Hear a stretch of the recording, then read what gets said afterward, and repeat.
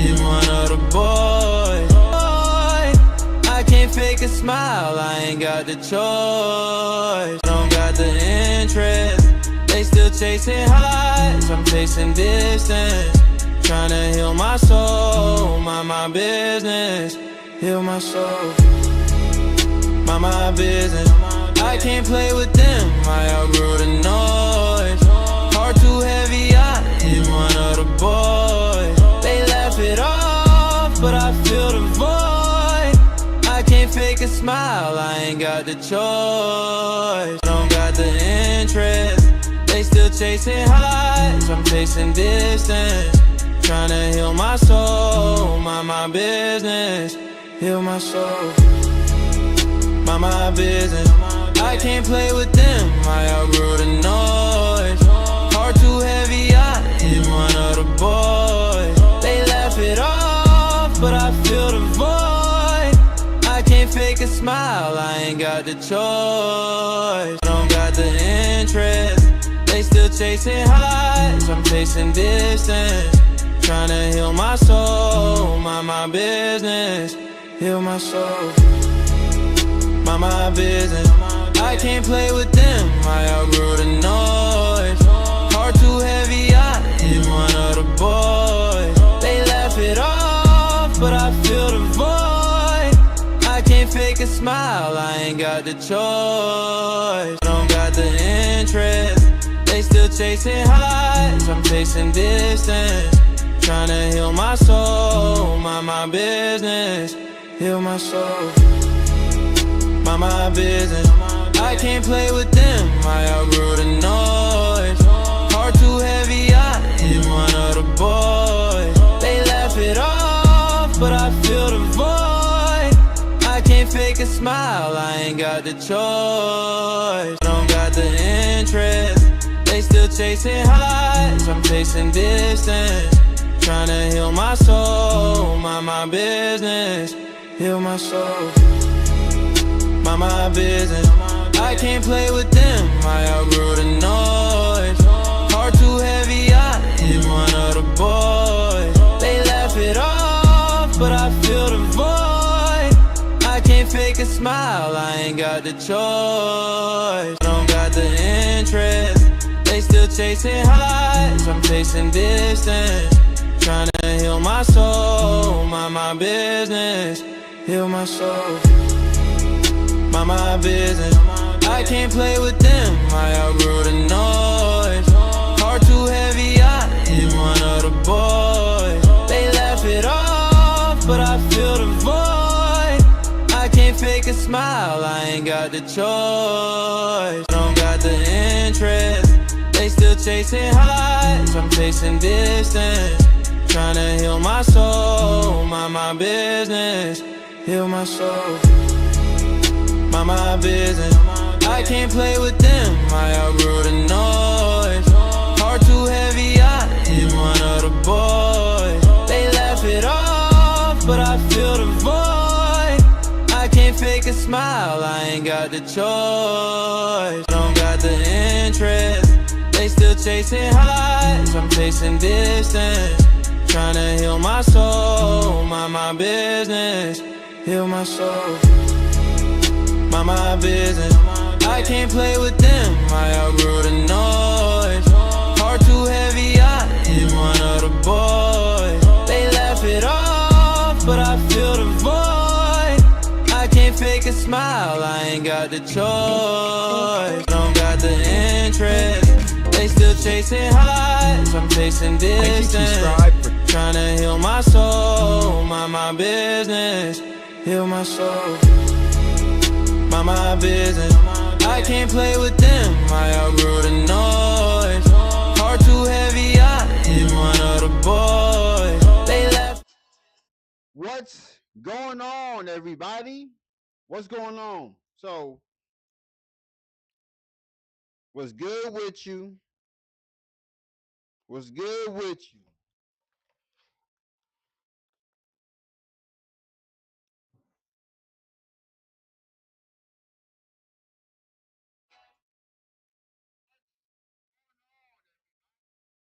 Now, let's be real about this moment.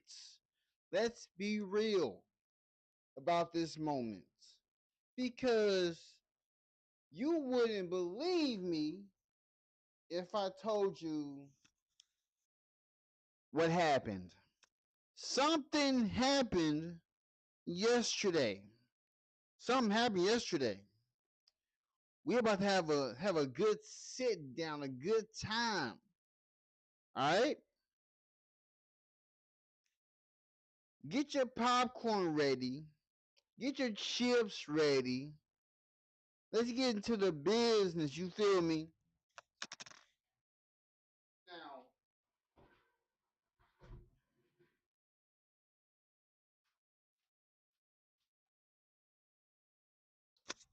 now this is going to be something to talk about.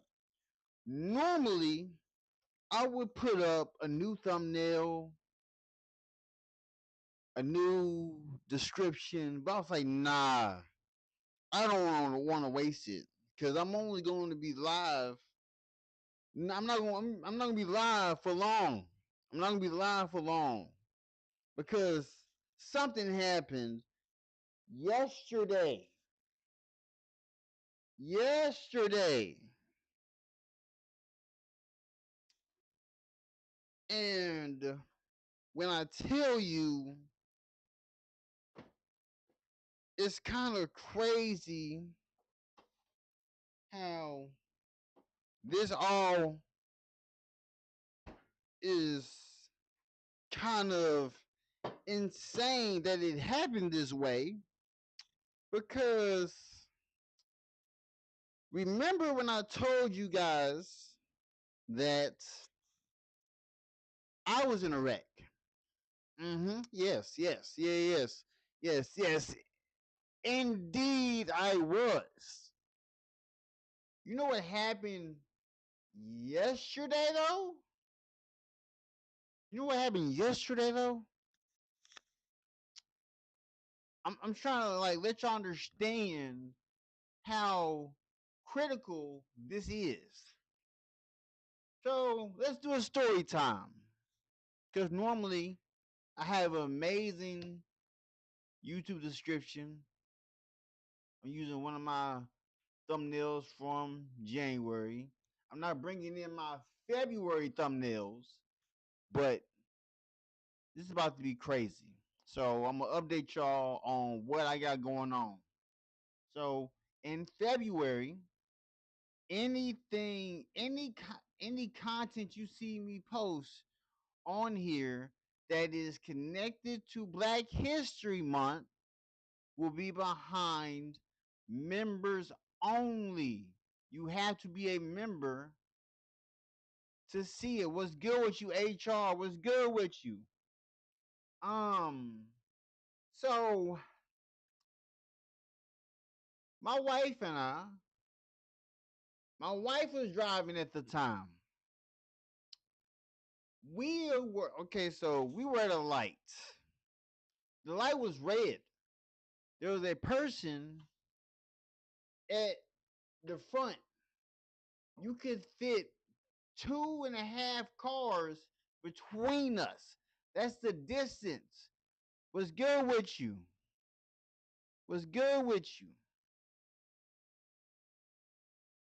So be very watchful of my nightbot. Don't say nothing crazy. Don't say nothing slick. All right. So when I tell you that this is insane work, because we down 2 cars. We are down 2 cars. You would have thought we was playing the game Jumanji. We are down 2 cars. This is insane work. This is insane work. And the way we got in the accident, we're behind the vehicle that hit us. The man that was in front of us, he was reversing to get in another lane because he couldn't wait for the light to turn green. We are 2.5 cars away from this man. This man full throttles his car into our car. And mind you, we had to leave our home because the furnace was out. The furnace was out. And I'm sitting here thinking, this can't be right. This can't be right. And the whole front end of our car just destroyed. The radiator fluid leaking. And the man that hit us in the front is going to tell us that he was headed to get his grandpa some things. I'm like, I don't care nothing about your gramps. I don't care nothing about your gramps. Now we're out here carless. My name is not my name. My name is Carlos right now. Because we are carless.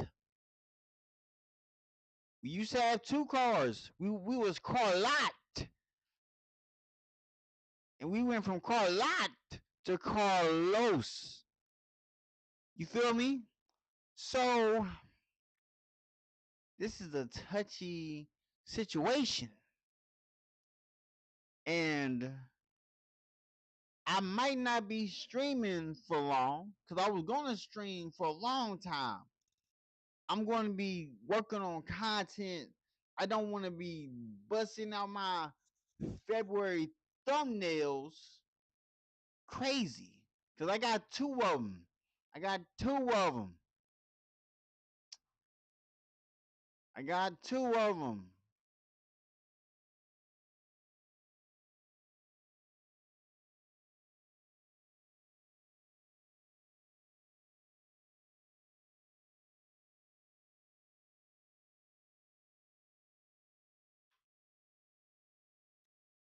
This is insane work.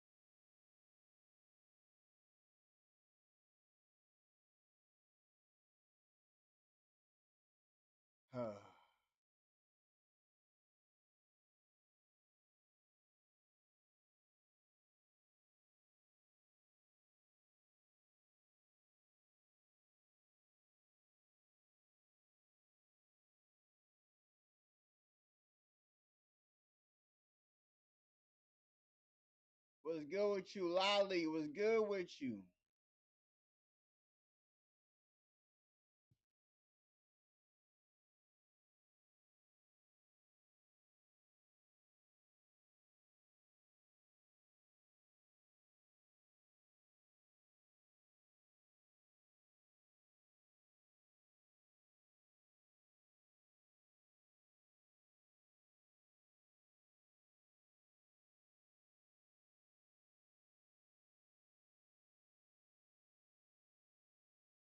So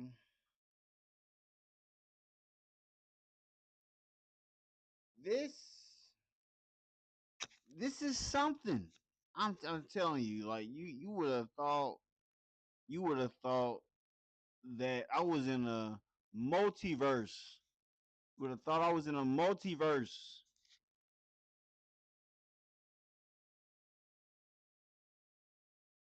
But let's let's get into this. Let's get into this. Let's get into this, shall we? So I'm about to get this video started because I am hungry. I haven't eaten nothing all day. Me turn this on, turn that on, so I can make sure that people coming in. My stomach growling. I ain't nothing all day. I was going to show the sponsor for this live stream, but what's the point of showing it if I'm not gonna be able to do what I was gonna do? So I have to get my taxes in order.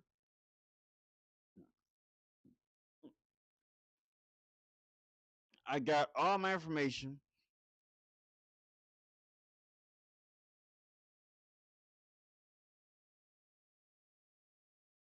Thank you to Scribe for sponsoring today's video. Welcome back to Edwards Economics. My name's Kalen, and quiet quitting didn't disappear.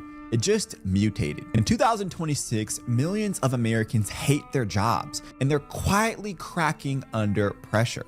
Today, we're gonna unpack what actually changed and why the office feels more like a cage than a calling. People going to realize that our jobs are literally made up and unnecessary. The vast majority of jobs want you to stay there like 8 to 9 hours a day when, scientifically speaking, this has been proven that our brains function in 90 to 120 minute intervals. We are not designed to sit at a desk for 8 to 9 hours a day, and anybody who tries to argue with that is mentally ill. Like, seriously indoctrinated by an education system that has made you believe that it's normal to show up somewhere 8 to 9 hours a day, because that's really what school is about. This leads me to believe when I saw a job or a sport called hobby horsing, I was like, what? What is that? So instead of being on a real horse jumping over those whatever, there are humans that are doing it making six figures. I beg your pardon. It's about to program you into the routine of being somewhere for that long. But we're not meant to work more than 3 to 4 hours a day. Our brains don't work that way. And the issue with corporate culture is that they value attendance more than they value performance. And people who argue with the remote work thing, yes, of course, there are going to be people who abuse remote. Hold on 1 second.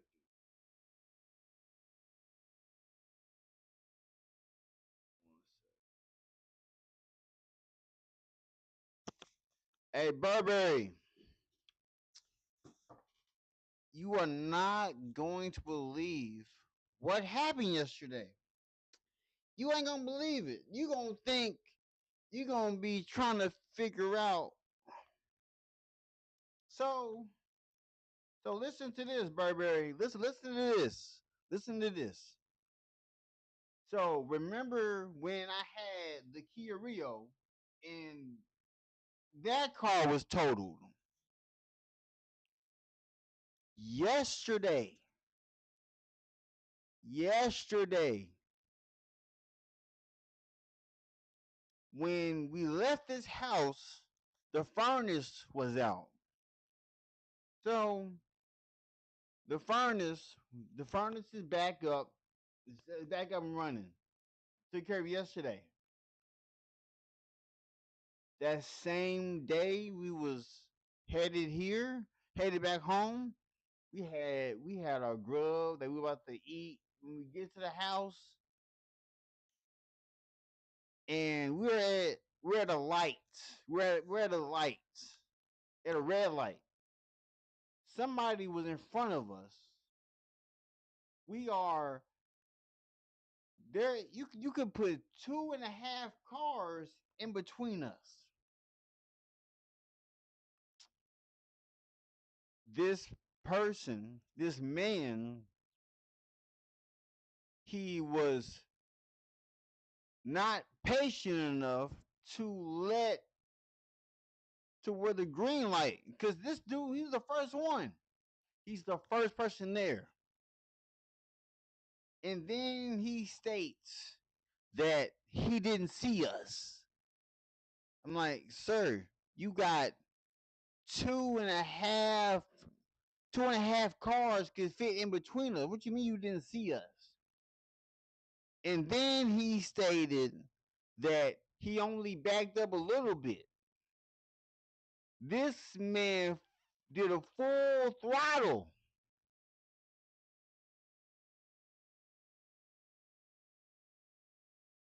No, I gotta say it. I gotta say this. Because you cannot make this up. We lost another car. We lost another car. I'm in the passenger seat, my seatbelt on. My wife driving with her seatbelt on. We wondering why this car is in reverse. The man driving, before the police got there, tells us that his brakes are bad. I'm like, I beg your pardon. Why are you driving the car and your brakes are bad? Why are you driving the car and your brakes are bad? And so now,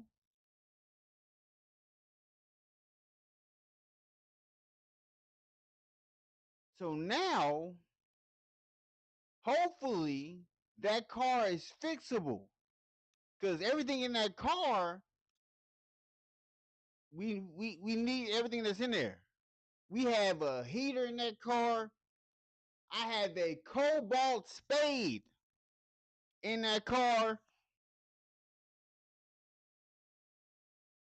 We got shoes in that car. We need that car off rip.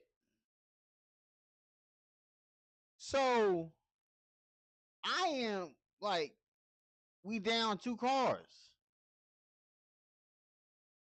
And the person that did the wreck, he's trying to be friends and whatnot. And then he gonna try to lie to the cops. He gonna try to lie to the police. I'm like, how you gonna lie? Like I'm not trying to be your friend. You made us. We literally just left Taco Bell. I threw away the Taco Bell because I wasn't feeling it. I kept the Baja Blast though. The Baja Blast I kept. And I'm like, nah, this ain't how life is gonna go. This ain't how life is gonna go. I'm like, what?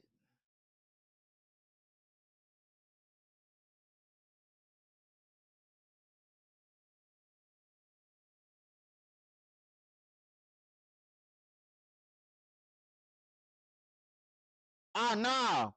We was in a car accident. The second one. The second car accident. And I'm in the passenger. My wife is driving. And there's a GMC backing up. And it wasn't, he said, just a little bit. It wasn't a little bit.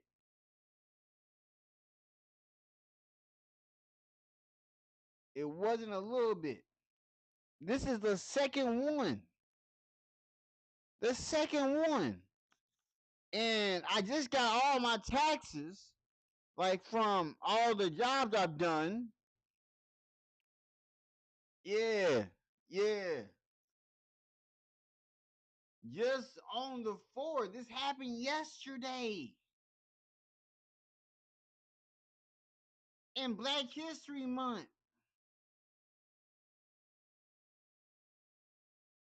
And I was supposed to create a lot of content, but I had to make sure that because my mom had to get oral surgery. She had to get 11 teeth pulled out, and she had to get medicine. Man, I don't look, bro. This is insane work. You cannot make this up. You cannot make this up. When I look outside the house, there would normally be a car parked there. We got car keys, but no car. We got car keys, no car. We had the tow truck come to us. The radiator fluid from the Forte leaking is done. Hopefully, it's not totaled. Because by the way it looks fixable. The whole hood of the front of the car is bent up. Bent up. The type of content, the type of thumbnails, the type of descriptions I'm about to be creating this month, I'm trying to tell you, YouTube gonna get sick of me, TikTok gonna get sick of me, Kick gonna get sick of me, Twitch gonna get sick of me. It's insane work. Let me make sure this is on me.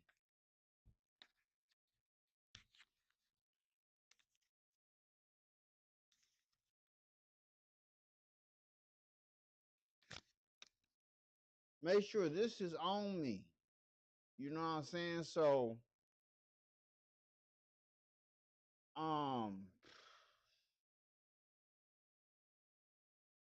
like we had to take bags from the Forte and put it in an Uber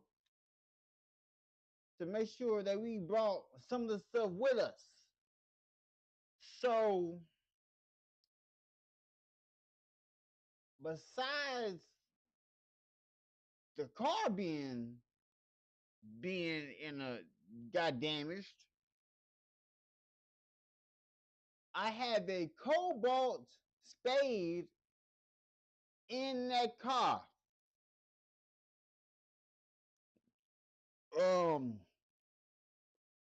That's over. Let me see.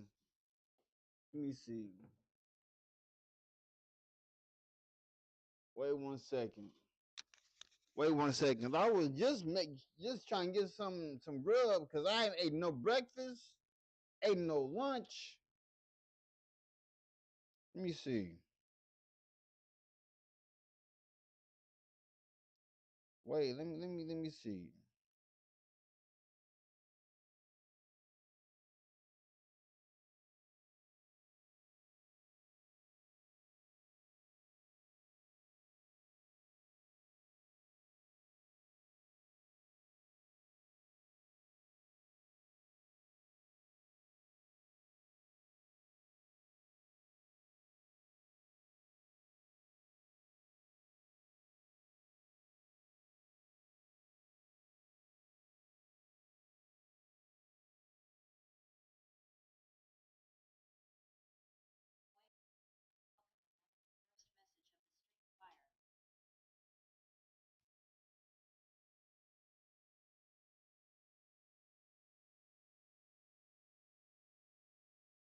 Yeah, so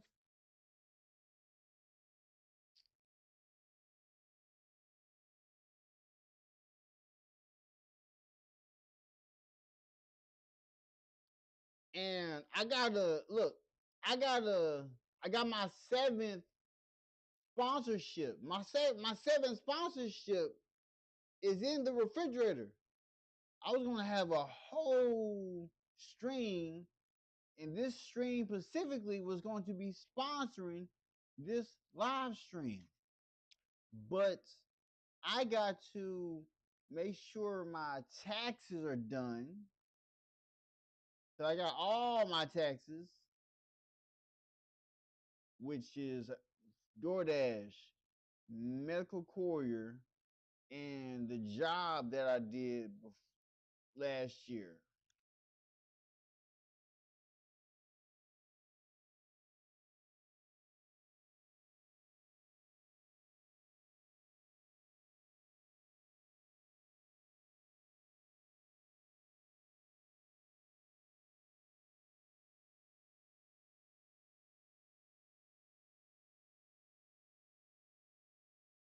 Let me see.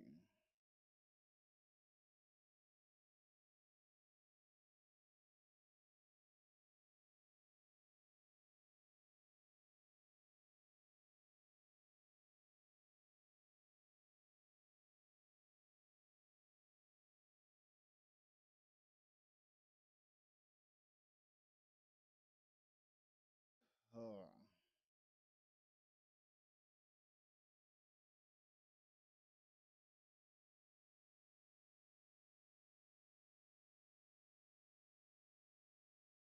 Mm-mm-mm.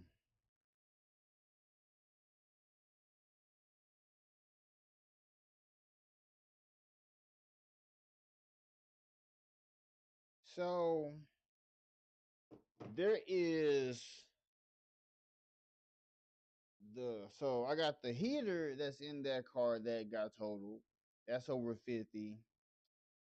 That Cobalt Spade over 80, 90. Plus the blow up mattress, that's a pretty penny.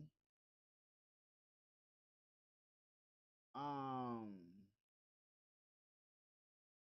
all the clothes, all the shoes in it. I grabbed some of the necessities, but I would hate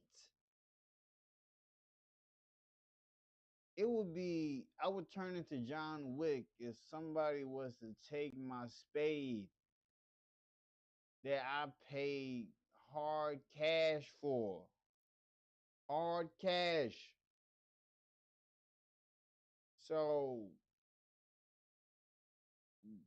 you like we just got into another wreck in this year in on Black History Month on the 4th. And then the person that hit us was trying to be friends. I don't got time to be friends. It's bad enough. Luckily, my wife is able to get to work. She's able to get to work. But my wife is going to be getting off because of what has happened in this point in time. So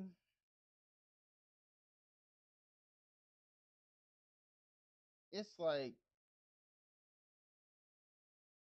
napalm. I got napalm bomb type of content to drop on YouTube, on Kick, on TikTok. It's about to be a time because I'm being shown nothing but confirmation that I'm about to was never media is about to head to the moon. And plus, I'm starving. I haven't eaten nothing. Oh my gosh.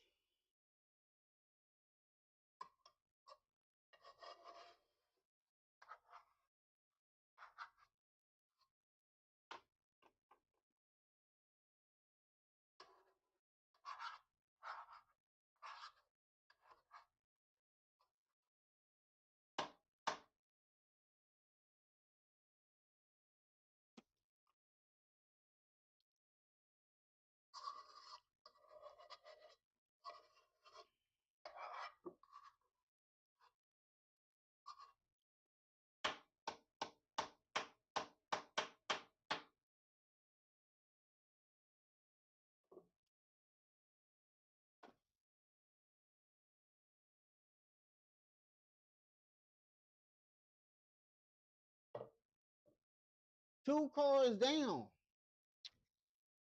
So I might be getting 2 settlements. I don't know. I might be getting 2 settlements because my name was on that Forte as well.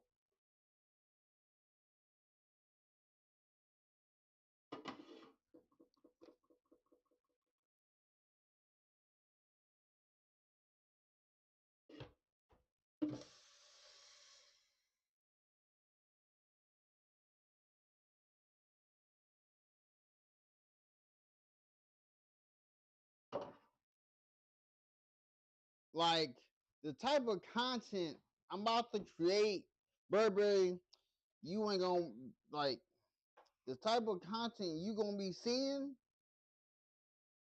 All my videos, every video you see, only thing that won't be edited are the live streams. All the content I make, it's gonna be all edited. All edited. Like I'm about to edit some crazy. Some crazy. And look, let me hold up. Let me see. Who is it?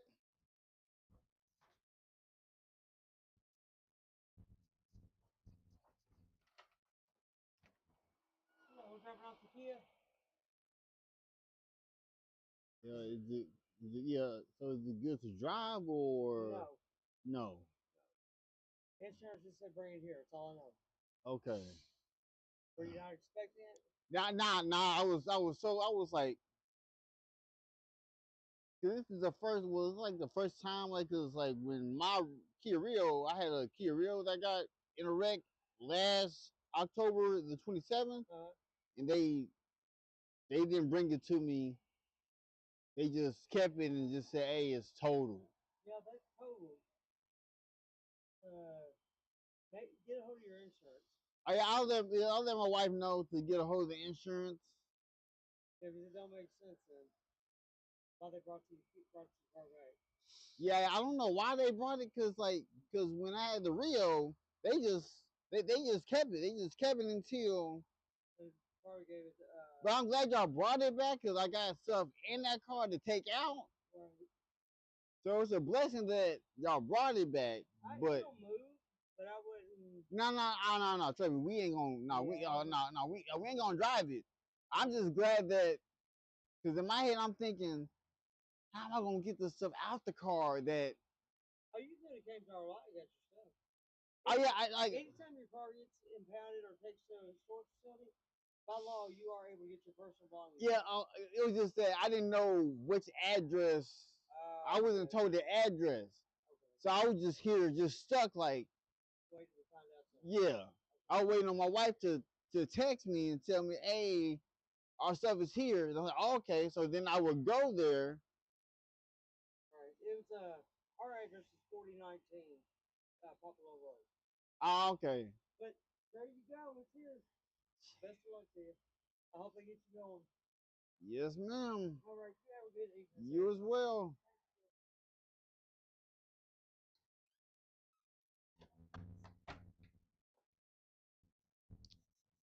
Burberry, they just brought the car.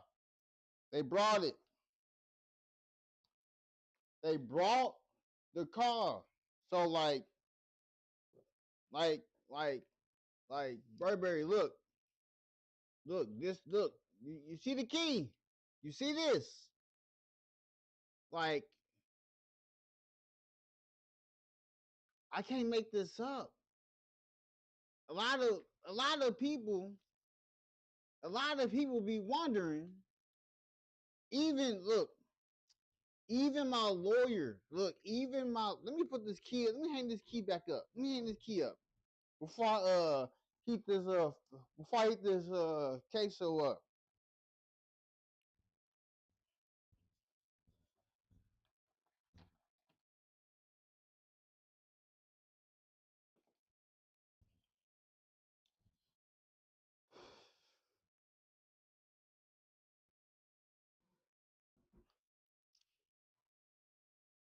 And so I am an introverted person.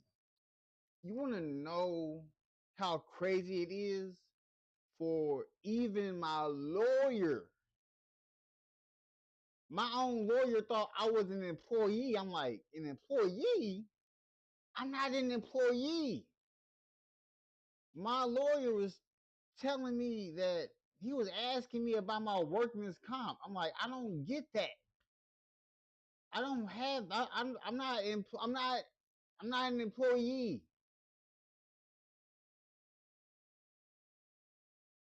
And then he was like, so it's kind of crazy how even my lawyers don't even know what I do. I'm like, no, I work for myself. When I look at my badge by the door, it says independent contractor. It's like it's like I'm just, let me see. I want to make sure I say this right. It's like, I'm invisible. I'm invisible here.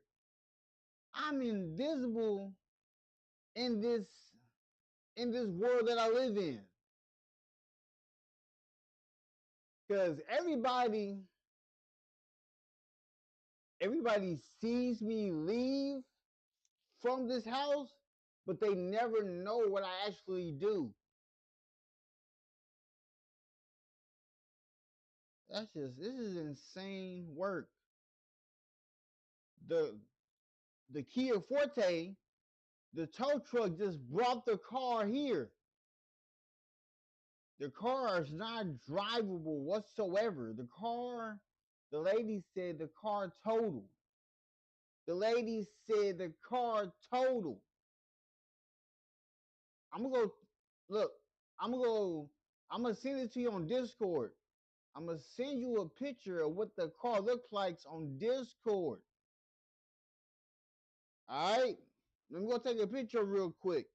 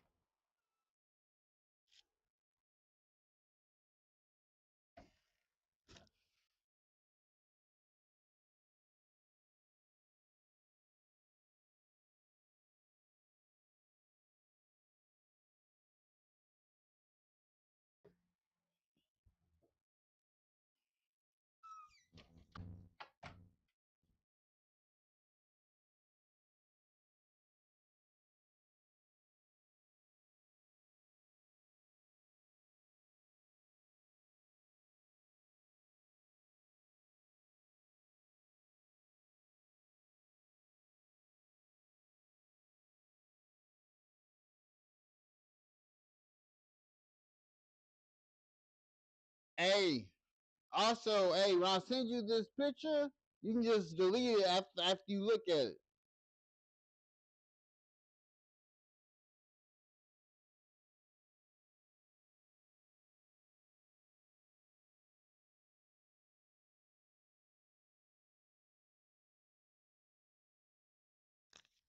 Hey, go to your Discord and look at what that car look like. Look at what that car looks like.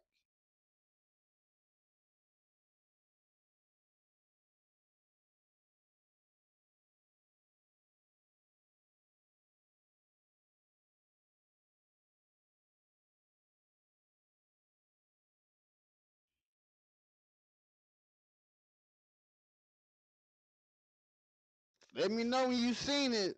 Let me know when you seen it.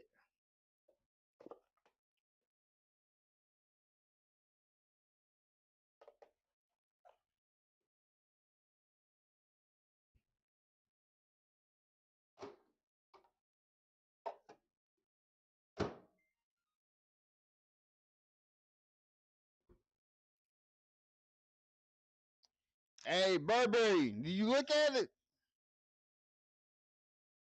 Did you look at it? Wait 1 second. What is this? Shot from the same people who doubted. Now they clap when I walk in the room, feel crowded. What is this? Used to laugh when I said I was chosen. Now they stare like they seen a ghost when I show up. What is this? Yeah. Love feels strange when it come from a distance. You ain't believe, don't act proud of my winnings. What is this? I survived what they thought would break me. Now they shocked by the man. What is this? Shocked from the same people who doubted. Now they clap when I walk in the room, feel crowded. What is this? Used to laugh when I said I was chosen. Now they stare like they seen a ghost when I show up. What is this? Yeah. Love feels strange when it come from a distance. You ain't believe, don't act proud of my winnings. What is this? I survived what they thought would break me. Now they shocked by the man. What is this? Shocked from the same people who doubted. Now they clap when I walk in the room, feel crowded. What is this? Used to laugh when I said I was chosen. Now they stare like they seen a ghost when I show up. What is this? Yeah. Love feels strange when it come from a distance. You ain't believe, don't act proud of my winnings. What is this? I survived what they thought would break me. Now they shocked by the man. What is this? Shocked from the same people who doubted. Now they clap when I walk in the room, feel crowded. What is this? Used to laugh when I said I was chosen. Now they stare like they seen a ghost when I show up. What is this? Yeah. Love feels strange when it come from a distance. You ain't believe, don't act proud of my winnings. What is this? I survived what they thought would break me. Now they shocked by the man. What is this? Shocked from the same people who doubted. Now they clap when I walk in the room, feel crowded. What is this? Used to laugh when I said I was chosen. Now they stare like they seen a ghost when I show up. What is this? Yeah. Love feels strange when it come from a distance. You ain't believe, don't act proud of my win.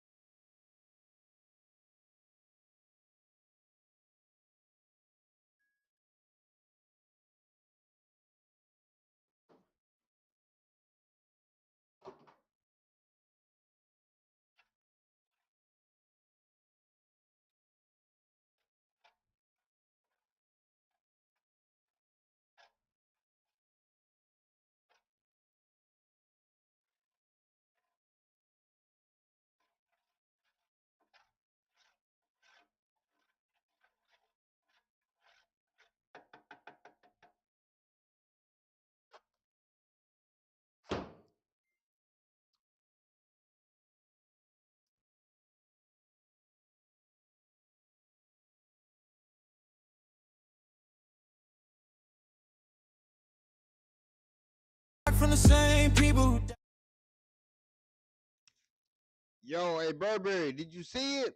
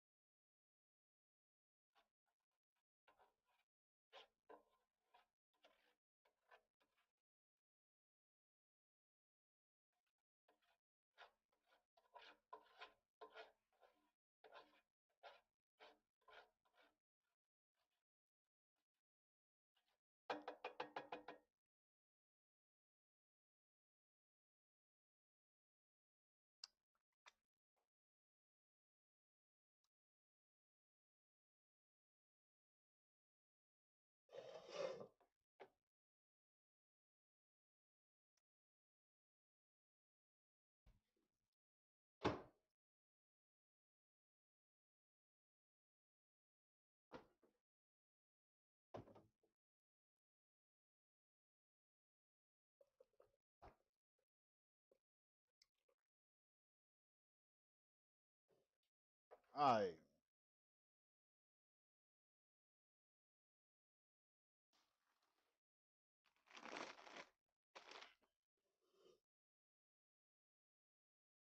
All right, so look,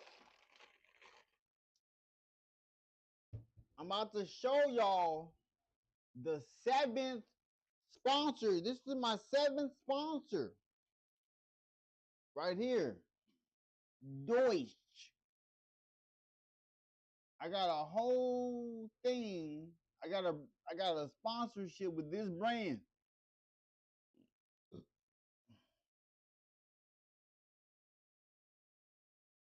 It's dairy free, eat raw or baked. 3 times more protein. Got 80 calories.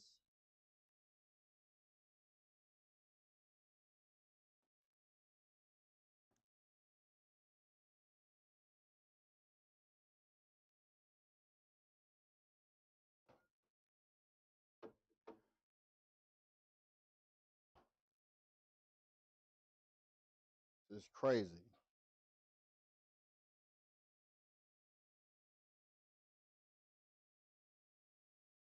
Let me get back into this video.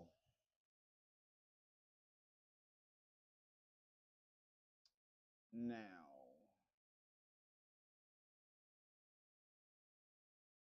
Work, but those people were abusing work anyways. Nobody is showing up to work working 8 hours a day. That's just fucking impossible. Humans' brains are not meant for that. After that 90 to 120 minute interval, your brain needs like 15 to 20 minutes of rest. The vast majority of people who are working knowledge jobs 8 hours, 9 hours a day are spending a good portion of their time pretending to work, which is why many companies are moving over to 4-day work weeks, because it makes more sense. When you allow your employees to have a life and to prioritize their life, they actually show up and perform better at work. One of the biggest reasons that people feel burnt out at work isn't because they're lazy or unmotivated. It's inefficiency. People end up reinventing the wheel, guessing how things are done, or sitting through meetings that exist only because nobody ever documented the process. And that's a problem that today's sponsor, Scribe, solves. Scribe is a workflow AI tool that captures what you're already doing on your computer and automatically turns it into a step-by-step guide. You don't even have to stop and write documentation. You just do the process once,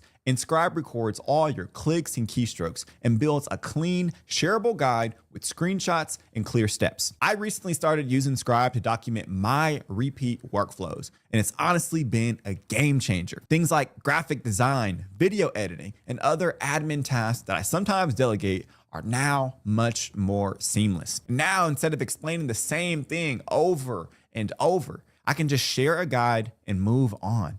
It saves me tons of time by preventing unnecessary back and forth, which is one of my #1 pet peeves. Creating documentation this way is easily 15 times faster than manually pasting screenshots into a document. You can also customize everything.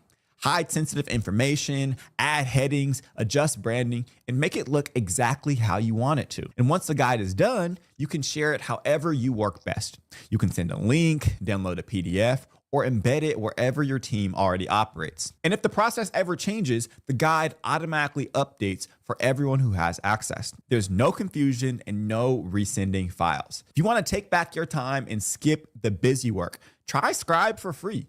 Go to scribe.how/economics or click the link in the description to get started. Over 5 million people already use Scribe to work smarter and move faster.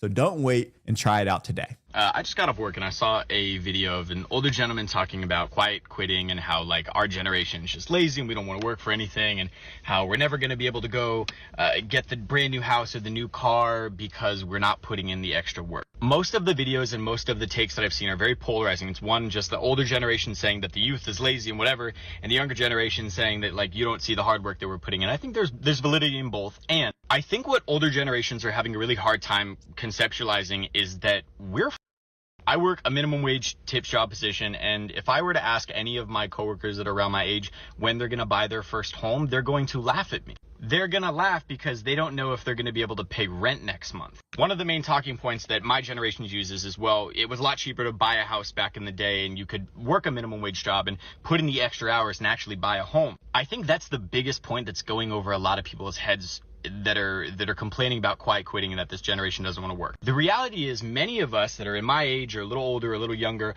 They just don't feel like it's worth it. They just don't feel like it's worth it. are working jobs that do not care about us as people. And I'm going to say that again because I think that's a very, very important distinction that a lot of people are forgetting. I am not going to kill myself over a job that doesn't care about me as a human being. I am not going to put in a 60-hour work week and pull myself up by my bootstraps for a job that does not care about me as a person. Oh, you're being sensitive. Oh, you just want your feelings. No, I'm saying the bare minimum is that if I'm sick or if I have a family emergency, that job's not going to be like, oh, it's your responsibility to find someone to replace you. So many people my age are coming to the Yeah, they feel like they own you and it's your responsibility to find your replacements. Like they think that because they give you the paycheck that you're essentially their slave. And Gen Z, they're not on that at all, y'all. They're not on that at all. oh, you're being sensitive. Oh, you just want your feelings. No, I'm saying the bare minimum is that if I'm sick or if I have a family emergency, that job's not going to be like, oh, it's your responsibility to find someone to replace you. So many people my age are coming to the realization that we're just fucked. The idea and the notion that we're just able to buy a home in this climate just by putting in some extra hours is outrageous and honestly just so ignorant. 50 years ago, yeah, you could work at McDonald's and put a down payment on a house in your mid-20s. In today's date, that is not possible. Now, let me rephrase that. It is possible. If I work an 80-hour work week, don't go out ever, don't do anything I enjoy, don't take a day off for mental health, for physical health, for whatever, eat ramen. That's what, when you concede that though, that's what they're going to say that you need to do. Desperate times call for desperate measures, but you might not have to do that because all of these discontents that he is articulating very nicely, by the way, are shared by millions of other young folks, and they don't want to participate in this system anymore. So when you get to this point in this stage of capitalism, you start to see revolts, you start to see revolutions because the working class is fed up. Noodles for breakfast, lunch, and dinner for a couple years, and then maybe I could get approved for a loan, pay off this loan on top of the crippling student loans many of us are in, and then after a couple years of literally killing myself, I can own a home. And you can't just say, oh, people are lazy for not wanting to do that. I'm not even taking into consideration, I don't know if we're going to have a sustainable world in 50 years. I'm asking a genuine question here. Why, as a 22-year-old individual, would I do all of this work to save up for a home in some place that I probably don't want to live in, because chances are I can't afford to live where I want to live, purchase that home, and then not even know if we are going to have a sustainable world to live in 50 years from now? Why? I'll answer that question because you have to. Because what are you going to do instead? What are you going to do in the meantime? You know, at a certain point, we're just not going to be able to sit around and just make videos complaining about how the world is. We're going to have to participate in it the way that it presents itself. Yes, we can change the world, but sometimes you have to play the game to change it. Whether that means electing politicians that will change policies that will be more favorable for people like you and me, or you start revolting. People are going to choose one or the other. But something's going to happen. Why would I want to raise kids in a world where I don't know if they're going to have clean air to breathe in 50 years? It all comes back down to you had the privilege of growing up in a world where there was hope and opportunity, and we don't. Those nights of staying awake, worried about my job, those drives home when I'm so frustrated about what happened that day are gone when I'm silently quitting. Hi, I'm Pretty Faces, and I've had 4 big girl jobs in my career. I decided that with those 4 jobs, I actually have become a master at silently quitting before I actually quit my job. One of the ways I did it is by letting go.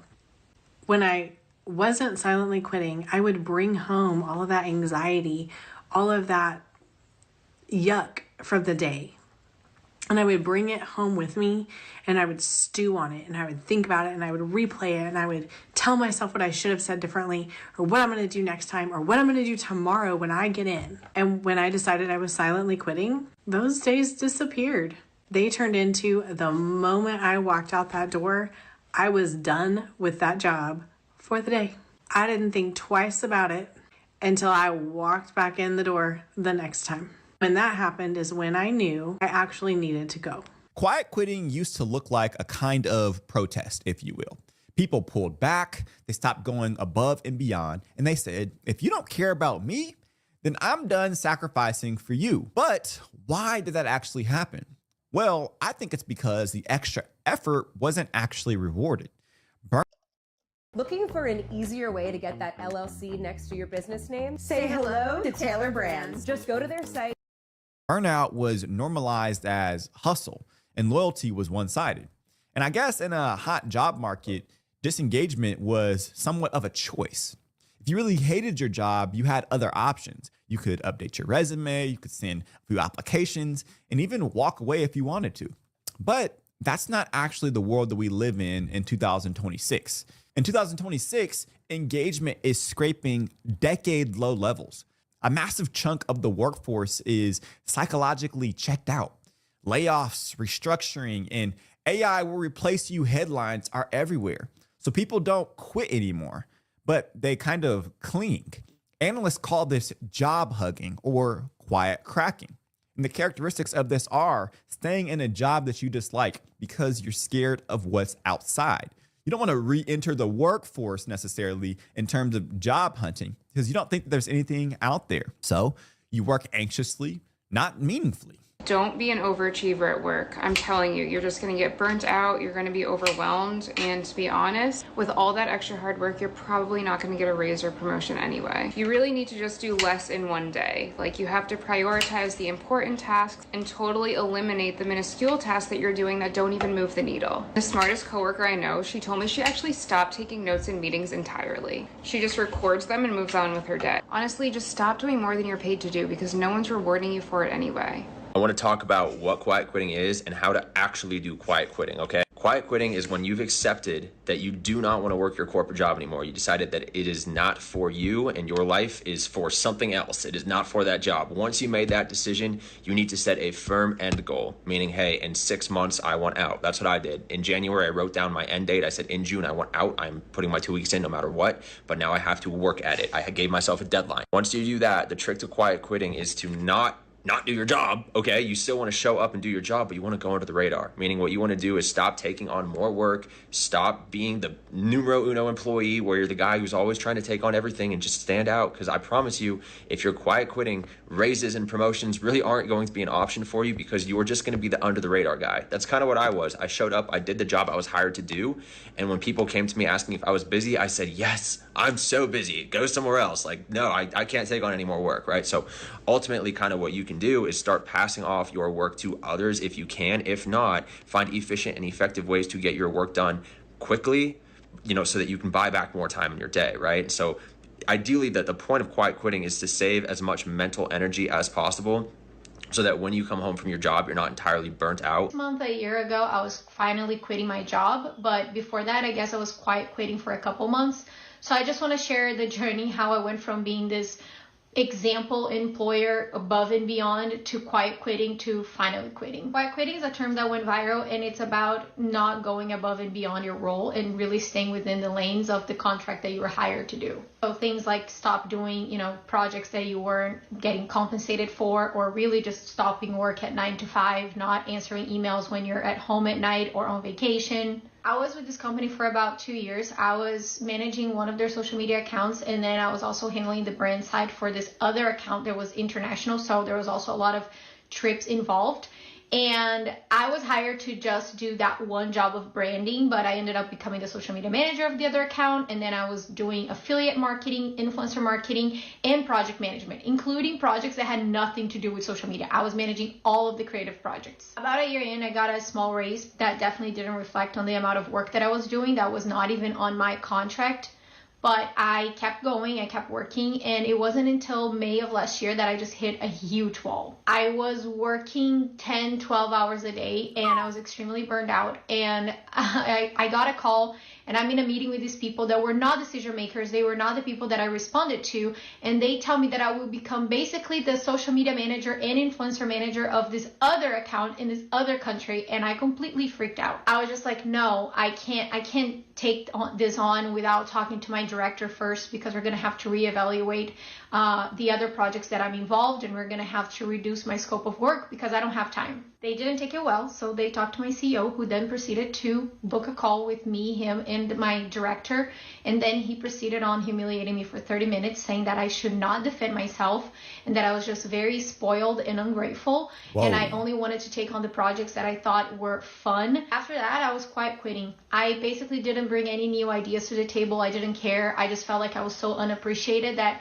why should I go above and beyond? Not once I had said no to any project that they gave me before, but the first time I did it to protect my mental health, that was the answer that I got. No wonder people are quiet quitting, because why should you go above and beyond for someone that doesn't do the same for you? This is different than the form of laziness that's typically characterized by these type of people. This is people, I think, that are in survival mode. And we know that when you're in survival mode, when you have that fight or flight response, your priority isn't about producing excellence. Fear produces paralysis. Instead of men and women flourishing in their work the way that we know that God designed them to, God wants them to use their gifts to flourish. What we're actually seeing are people that are just enduring another week, another quarter, another reorganization. And from a biblical standpoint, I think that's tragic. Work is meant to be hard. Yes, we're going to toil, but it's also meant to be meaningful and directed towards service. When a culture of fear turns work into permanent survival, something has gone profoundly wrong, not just economically, but spiritually. What do you guys think about the current workforce culture? Let me know in the comment section below. If you're feeling Are you LLC curious? Wondering, is it time to make my business official? With Busy, forming your LLC is simple, fast, and starts at $0. You just pay the state fee. Super stressed out about your job right now, just remember that when the United CEO was taken out on the streets of New York, he was on the way to a shareholders meeting, and they still had that shareholders meeting. So there's nothing that you do in a company that people are ever going to think is irreplaceable or invaluable or any of that sort of thing. So take the day off. Or, you know what, it's Saturday. Definitely take the day off. Okay, that's all. Thanks, bye. I posted a few videos about quiet quitting, and I want to say a few things. I feel like there is a right way and a wrong way to quietly quit. And hear me when I tell you. Look, I have done quiet quitting before people was going viral quietly quitting. I used to work 3 jobs at one time. I used to work UPS, Amazon, and Papa John's while going to school. Go to UPS 4 hours. Then go to Amazon 10 hours. Then go to Papa John's another 4 to 5 hours. While going to school. So I went to Sullivan University. Make sure you're documenting everything. If someone sends you an email praising you for your work, save that as a PDF and keep it on your desktop. When you have your performance reviews, the 6 months and the 1 year, make sure you get a copy and keep it on your desktop. Another important thing is to have a copy of your job description handy, like the one that you sign when you join a company. What I've personally done is I've taken all the bullet points from my job description and I'll put it in an Excel sheet. In one column, I'll have the task. In another column, I'll have the dates. And in the date column, I'm going to put all the dates that I actually did something. So if one of my jobs is to manage a project team and I held project team. Dang, people are really documenting everything. My goodness, it's like y'all are preparing for war. Meetings once every Monday, I'll put that in the Excel sheet. Some of the documents that I'll link to that line item are meeting minutes or agendas that I've sent out. And the most important thing is if you're working for a company that makes you feel like you have to do this, get out. Never stop looking for opportunities. If you are a quiet quitter, if you're a person who shows up to work, does just what your boss tells you to do, you never do extra, you never stay late, I have a message for you. You are right. You're not just right, you're smart. Because quiet quitting is just doing the job you were hired to do within the schedule you were hired to do it. Yeah, because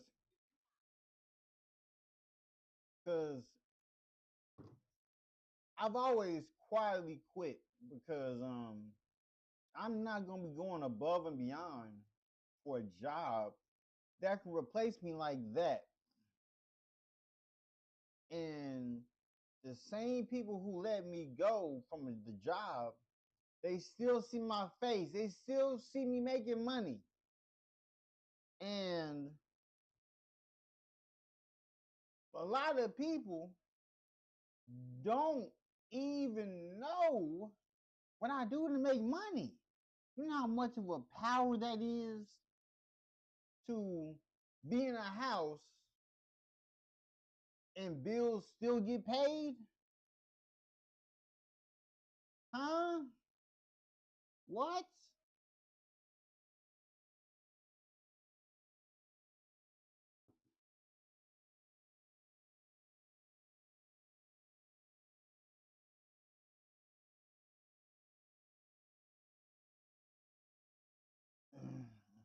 I got an appointment tomorrow.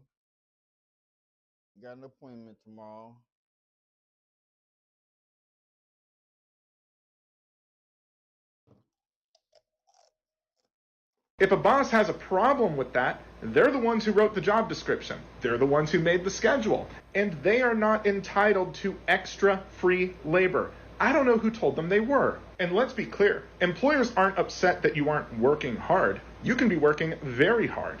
They're just upset that you're not working extra hard to help them earn extra money.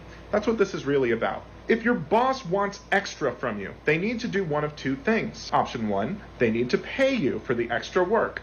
Option two, and this is harder, they need to step up and be a leader, because all effort expended by an employee is an investment, and they want to see a return on that investment. If you ask them to invest extra effort and they yield no extra return, it's a bad investment. They're not going to keep doing it. Everyone is talking about quiet quitting, but no one's talking about quiet bathrooming. Like, you can just go to the bathroom at work whenever you want to get a scroll in, to just decompress. You can do that whenever you want. And if someone asks you, like, hey, man, you've been going to the bathroom a ton today, then they're the weirdo, because then you can respond and you can be like, are you tracking how many times I go to the bathroom? It's basically an HR violation. So everyone's talking about quiet quitting, but the real savior is quiet bathrooming. Quiet quitting does not. What if you can create your own website by saying, this is what I want? With Wix, you can. First up, let's talk about AI. Not benefit you at all. I'm seeing all these people thinking that quiet quitting benefits them and not the company. That's not true, because when you become apathetic, not only do you hate your job more, but you create a reputation amongst your colleagues and amongst the people that you work with. And I know a lot of people aren't going to like to hear this, but if you have career goals to do more than what you're doing now, whatever that might be, I don't care if you're a VP today or if you're entry level, I don't care what you're doing, but if you are someone with goals that wants to do things, whatever it might be that you think is cool, but you don't have the experience or the qualifications to do now, what's going to get you there is going to be the network that you build at your current jobs. If your job is so bad and the people are so bad that you can't find a network there, and that literally if every single person there thought that you sucked and didn't care about your work and are not a great person to work with, that doesn't matter to you at all, then you need to find a new job immediately, because you're wasting your time and you're making it less and less likely that you're going to get to where you want to go. If that's not the case, and there are a few people there that maybe down the road in 5 years when they go to another company and maybe get a little more high up or whatever could help you to get where you want to be, then quiet quitting is literally wasting your time at this company and shooting yourself in the foot. So please don't do that. If you feel like you have no other choice, get a new job. I don't care how much you hate your job, you have to work there for 2 years.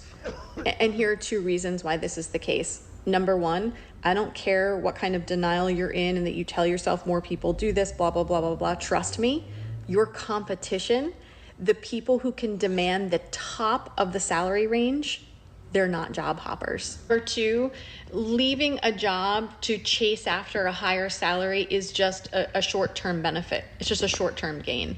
If you really care about your career and you want to work, here's something I want to say. Being me, kind of crazy how life goes for me. That when I would go do 9 to 5 jobs, people would ask me, why are you here if you make this much money doing this outside of here? Because once people will find out that you do stuff outside of work that you make money doing, you show proof, it gets under their skin. It gets under their skin. Like when I tell people I have a medical courier company, they're like, but you don't.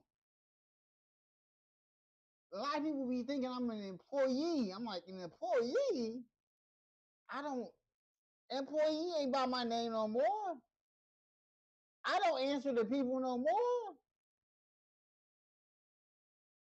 This phone has made me more money than anything. 10 years of DoorDashing. I was eating off DoorDash.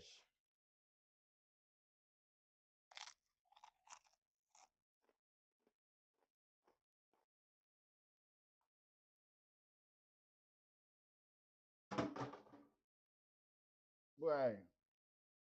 in this industry for a while, you are limiting your long-term earning potential. You are ruining your resume, and you won't be able to compete with those other people that I was talking about. And also, not to mention, like, you can't learn anything in less than 2 years. And now that I'm thinking about it, put the shoe on the other foot. What if you went into a job interview and you asked that hiring manager about the company culture or their management philosophy, and they said in their interview answer that none of their employees stayed there for more than 6 months, 9 months, or a year? That would be a major red flag to you. So why shouldn't it be concerning to hiring managers? Why shouldn't hiring managers care about loyalty, longevity, and people that will stick it out and learn a skill? Because you don't learn anything in less than 2 years. Y'all are in some level of denial if you think that job hopping doesn't affect you in the long term. When you decide to do something like quiet quit, which is do just enough not to get fired at your job because you don't like it or because you feel like you're not being paid well or whatever the situation may be, I want you to understand that you are doing yourself a greater disservice than that company, because they can replace you, but now you are lowering the bar for yourself, and you are telling yourself that it's okay to be mediocre, it's okay to do less. And guess what? That attitude, that habit of doing less is going to... Well, for me, with quiet quitting, let me just go back a little bit.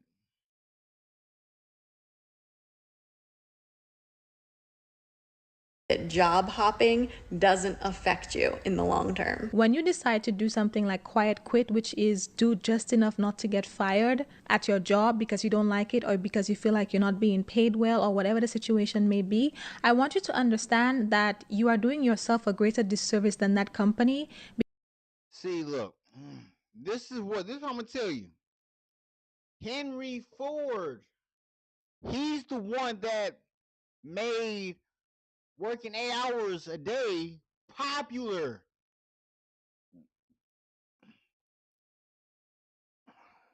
All facts. He made it popular to work 8 hours a day, Monday to Friday.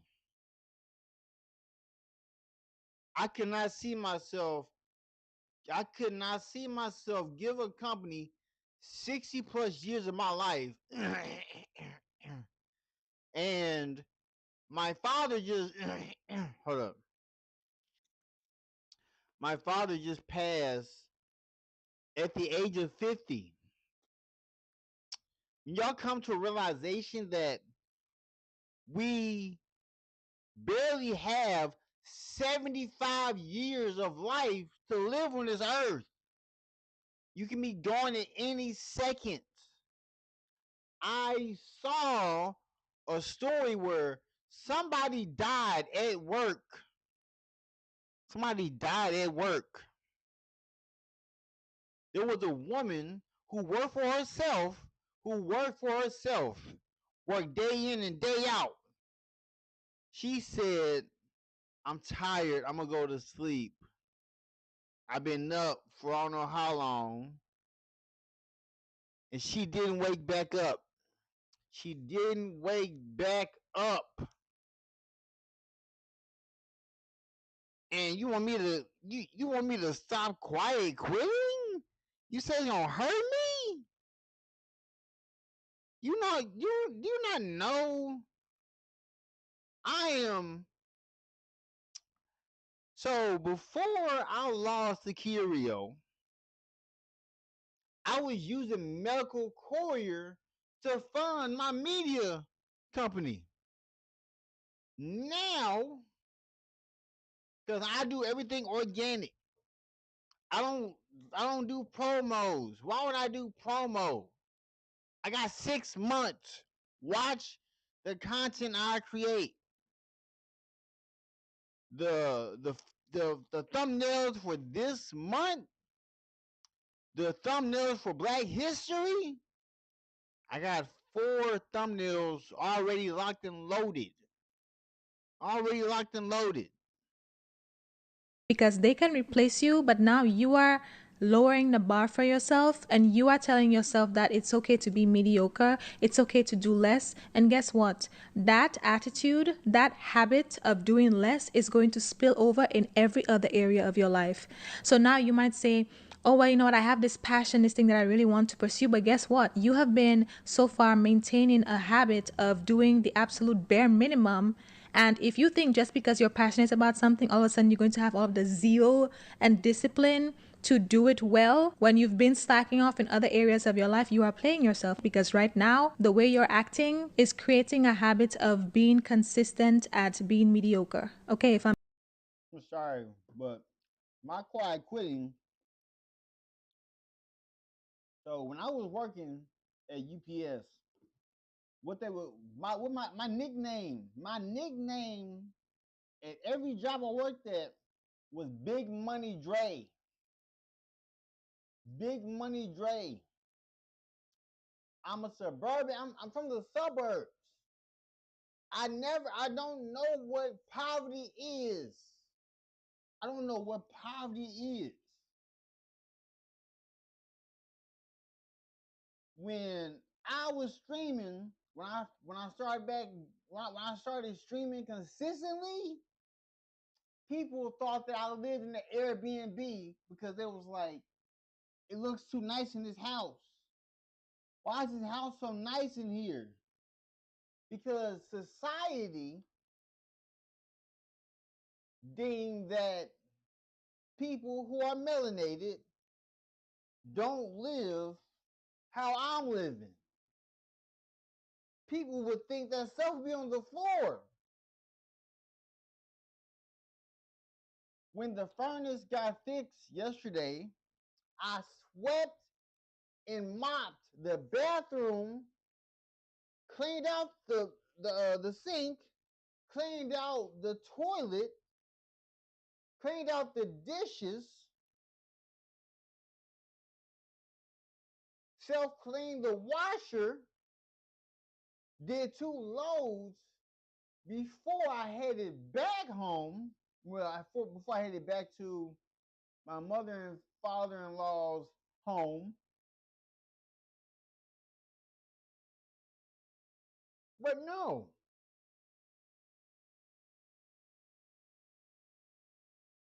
Like, I got this mic, I got 2 other mics charging.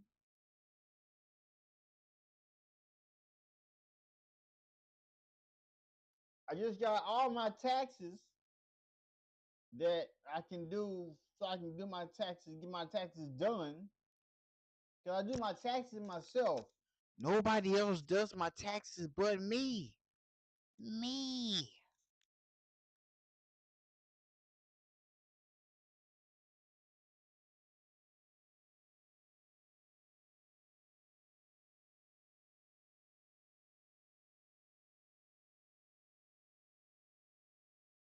If I'm being very frank. That's why you need to hold yourself to high standards, because it's going to spill over in every other area of your life. There is real truth inside of these statements. Some people are absolutely coasting, and it's not ethical at all. Some are hiding laziness behind mental health language even. And scripture really does command diligence, responsibility, and honest labor. So the argument sounds right? You're commanded to work hard, therefore, your disengagement is the only problem. End of story. But the real issue here is not quite that. The issue here is that the argument quietly blends a biblical command with a corporate convenience. Because scripture doesn't only talk about workers, it also talks about authority. The laborer deserves his wages. It's not just pay people something, it assumes fairness, honesty, restraint, and respect for the person doing the work. I don't think that is the case in the late stage capitalism that we have right now. Capitalism in and of itself isn't evil. It's just the way that it manifests with corporate greed is. If this is home for you, make sure to like this video and subscribe to this channel and share it with a coworker who's quietly cracking under pressure. In the comments, a job hugger or something else entirely. And what do you think God is calling for you to do next? You weren't created to be a quiet quitter or a terrified job hugger. You were created to work as a free person before God. Never let a broken system or a nervous CEO convince you otherwise. So hopefully you guys enjoyed this video and hopefully you got something out of it. I pray that the Lord blesses you, that he keeps you, that he lifts his face towards you, that he turns his countenance towards you, that he gives you favor, and that he gives you peace. Oh, people just don't want to work no more. No. Think about and realize the fact that this is a very finite experience that we get on this earth. We only get a certain amount of time here, so do we really want to spend it working for a corporation that doesn't really care if we live or die? Like, honestly, I could go to bed with 9 hours, fully hydrated, I ate a good meal, I did everything right. I even exercised before. And I'll wake up and I'm not super tired, but I still don't want to go to work. And people will blame that on not sleeping. They'll say, you didn't get enough sleep. You just need to sleep more and you'll feel better. That's not always the answer. You wanna know the one thing I hate is the phrase, nobody wants to work anymore, and all that stuff. Like we haven't been trying. Every cases for some of you out there, y'all been working since y'all were 14, right? And I don't understand it, because although a lot of Americans are like saying that people don't want to work anymore, what they really mean is that they don't want to work like this here anymore, okay? Because not only people are just quitting jobs anymore, bro, they're quitting the country, bro. They're not only giving up on jobs, but they're giving up on America, okay? Because the work in America isn't just demanding, okay? It's punishing. And a lot of people are perfectly fine with working a job as long as they get their piece of the pie, okay? No one has ever had a problem with working. We're told that if we work hard enough, you know, stay disciplined, keep grinding, you know what I'm saying? Everything will work out, right? But millions of Americans, they did everything right, didn't cause any issues, they did all of that, yet they're still ending up living paycheck to paycheck, drowning in, you know, medical debt, student debt, although at the same time rent is increasing, and at the end of the day, you know, they just burnt out, right? They didn't fail, right? The system did. The system failed them because they did everything that they were required to do, okay? And once you see that, bro, and once you start to become aware, then you literally just can't unsee it anymore. You can't just walk around and live your days acting like everything's okay, because it's not. Can't stand it when people say, oh, Gen Z is so lazy, no one wants to work anymore. What is it with this generation? Bitch, I would work if I could fucking get a job.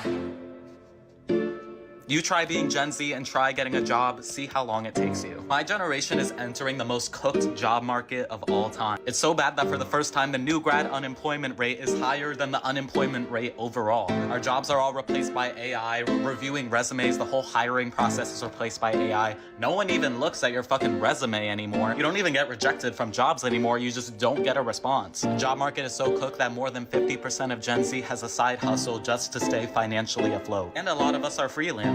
I'm a freelancer. Believe me, our generations, we're the generation who has to actually pull ourselves up by our bootstraps and constantly find different freelance gigs, different side hustle gigs to keep us floating above the water. Boomers, you got a full-time job with benefits straight out of college and probably stayed at that job for 40 years.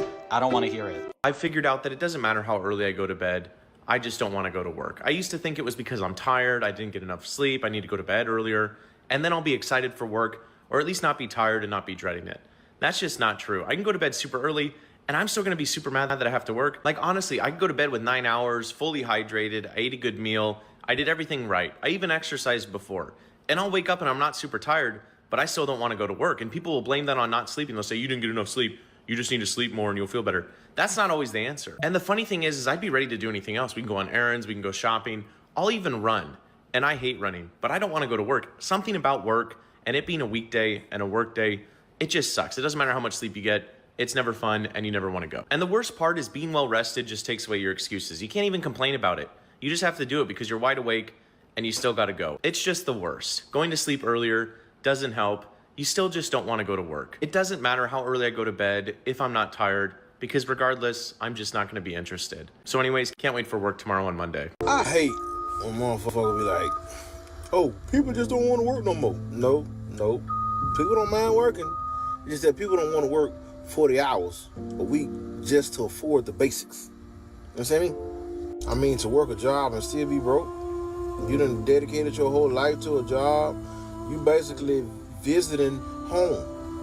You at the job more than you is at the crib, and you still ain't got no money?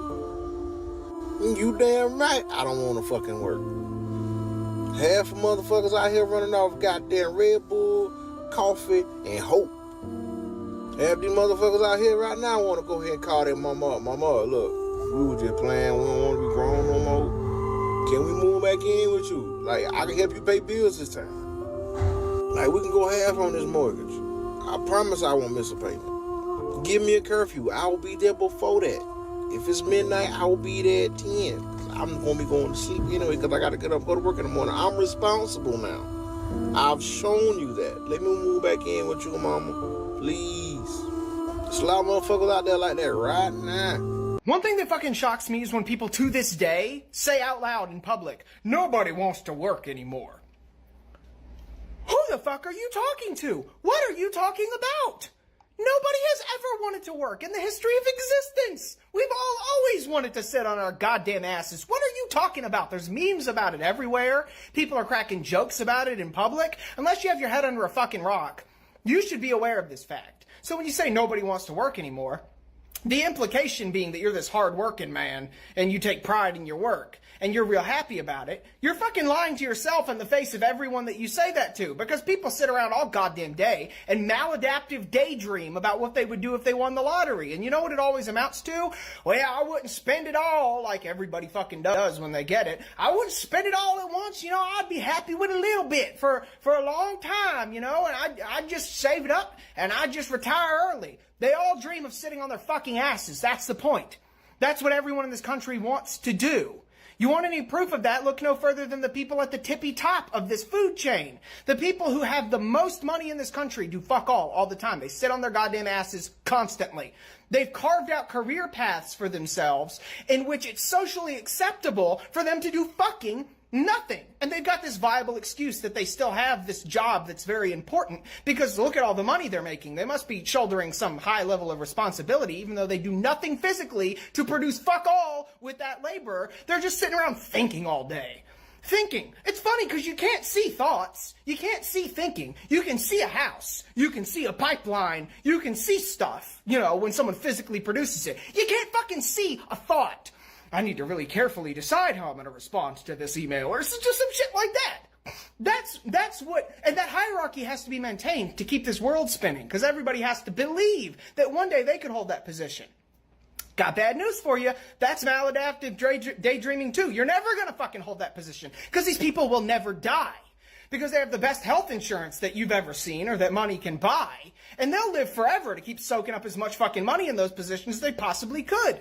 Why do you think these people put forth the effort to get in those positions? Why did they work as hard as they did? Why did they fake it to climb that corporate ladder as long as they did? So they could sit on their fucking ass! Because that's all anyone in this whole goddamn world wants to do is sit on their fucking ass! What are you talking to me about? Pretending there's some nobility in this shit. There's not. We're all just fucking miserable for no reason. That's a full stop. Work is work precisely because it sucks dick. That's the reason you get paid to do it. Because nobody would do this bullshit of their own accord, of their own free will, if they weren't given these freedom vouchers that they can go cash in for things, for cash prizes in the capitalist world. We could go be like, I got the freedom vouchers, I can buy it, and so I get it. And now I get a physical thing produced by physical labor by people that are being underpaid that shows me the result of the labor that I've done. That's all work is. Work is you get paid freedom vouchers to do the shit that nobody would ever fucking do if they had a choice. So I've been seeing a lot of posts going around about why people don't want to work anymore. So we're going to solve this mystery once and for all. This is happening for two main reasons. The first one being the year 2020. In 2020 was the first time that we were all collectively as a species forced to confront death. It is the first time that we all at the same time had to think about the fact that, oh, we're all going to be dead someday and none of this really matters. We were told that if we went outside, that if we hugged our loved ones, that if we touched a doorknob, we were going to die a horrible death. So what that did was it made people think about and realize the fact that this is a very finite experience that we get on this earth. We only get a certain amount of time here, so do we really want to spend it working for a corporation that doesn't really care if we live or die? Okay? The second one being that people have completely lost hope in the future. People's work ethic comes down to them working towards something. And for everybody, that's different, but a lot of it comes down to money. So we've created a society where 95% of people feel like they don't have a future. It seems like the future of humanity isn't even important to people anymore because everybody just wants it to be AI. Even in a world in which humans are around, the planet's going to melt. And even if neither of those things happen, people are not going to be able to accumulate enough wealth to have any sort of meaningful life. So when you factor all that in, it comes to a big collective, what's the point? And that is exactly how everybody feels. And that is why nobody wants to work. I'm real tired of people constantly saying, don't nobody want to work no more. Don't nobody want to work. Duh.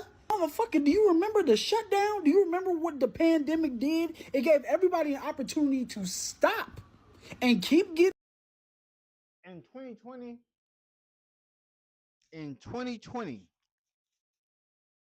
I made so much money in 2020. When COVID happened, that was my golden ticket. I was outside making that bread.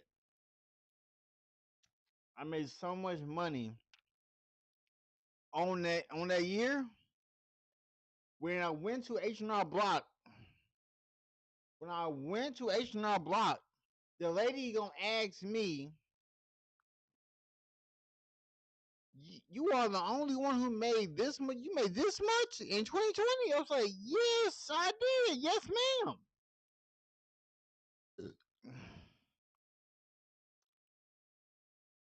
I felt like Pablo Escobar when I was out there doing DoorDash, and everybody was talking bad about you don't make that much money on DoorDash. It's like, what?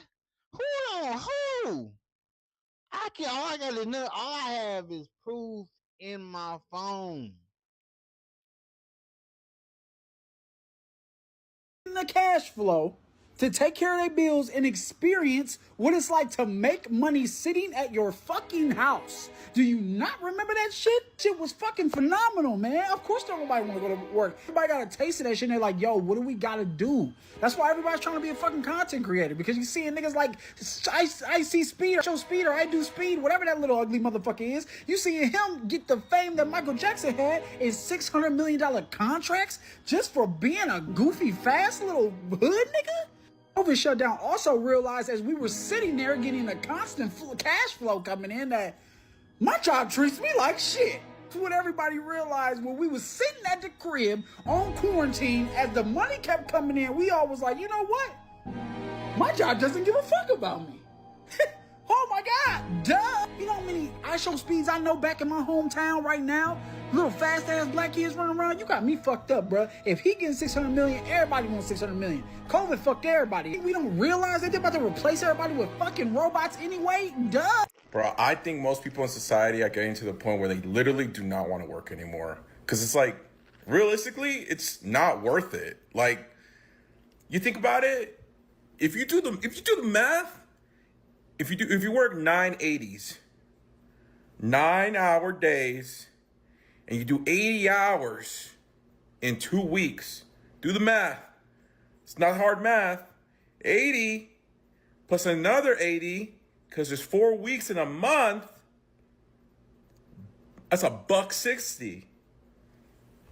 $1.60. Like, bro, like literally, I think at this point, a lot of people are just so sold. Especially also with the job, with my company, not my job, it's my company. A lot of people gotta work 6-hour work weeks, 80 hours. You know how much I work? I literally only work 40 hours a week. 40 hours a week. A lot of people don't make what I make in a week. I got one contract pays me bi-weekly. My second contract gonna pay me weekly. So the people that have one job and get paid weekly, I have the choice. I get paid weekly and bi-weekly by 2 different contracts. That's 6 different payments a month. Like, when I start back working, when I'm back working, it's on and popping. It's on and popping.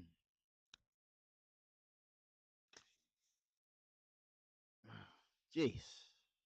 On the fact that they have to do something extra. They have to separate themselves from the regular people who always have done a 9 to 5. That corporate lifestyle where you're just clocking in, doing your hours, clocking out, boom, and then that's it. It's like you're not gonna get ahead in life like that anymore, you know? And it's like, I've been saying this over and over again. It's like, you have to do something that's gonna Let me see. Hello?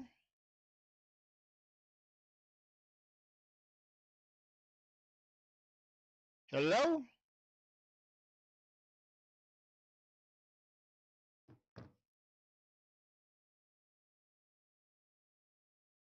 Hello?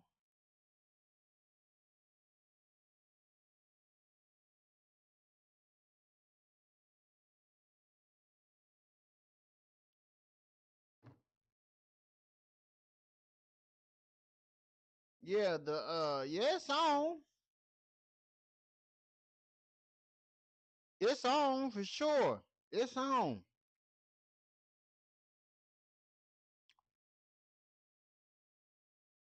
Yeah, it was working.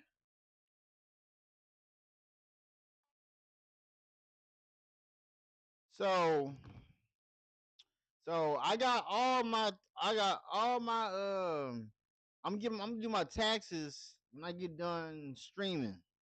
So once my wife comes through, then I'm not gonna be streaming. I'm gonna be working on my taxes.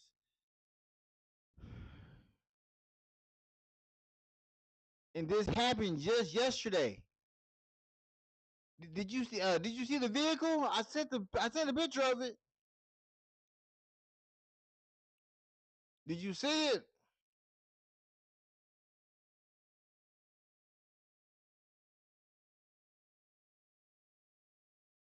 Yeah, in this accident, this time I was a passenger. I wasn't even the driver. I wasn't even the driver. The type of money that's going to be coming to us is going to be crazy.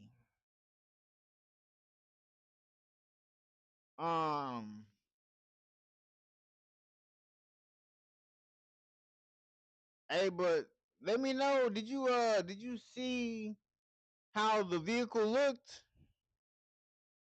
Because if you didn't, I'll send it again.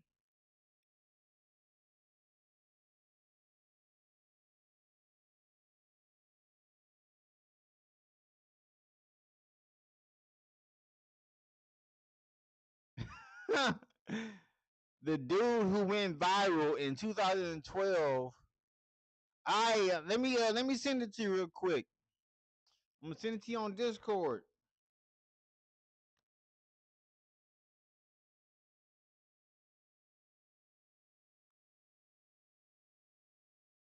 I sent it to you on Discord. This kid, dude who went viral in 2012 for trying to go Super Saiyan, returns online to teach Trunks burning attack move. Are you serious? This man went viral.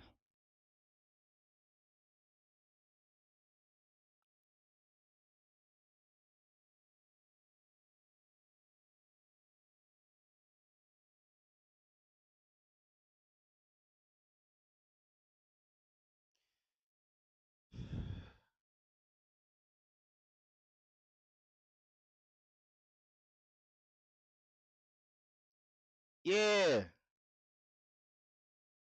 that happened. This is real life. That happened yesterday. That happened yesterday.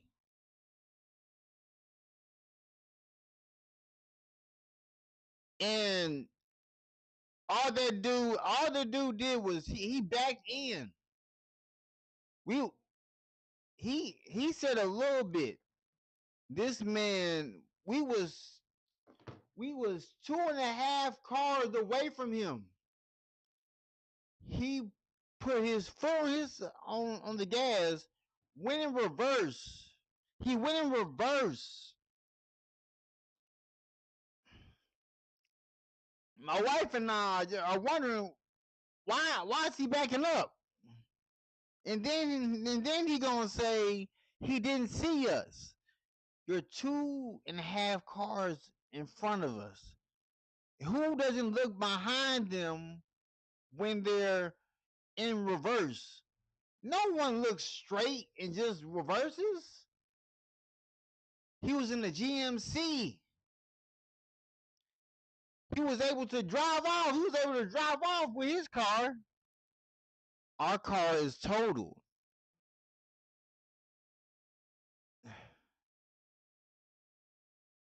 No. Before the cops got there, he was already stating his brakes are bad. I'm like, hold up. Why are you driving the car if your brakes are bad? He know he put in reverse.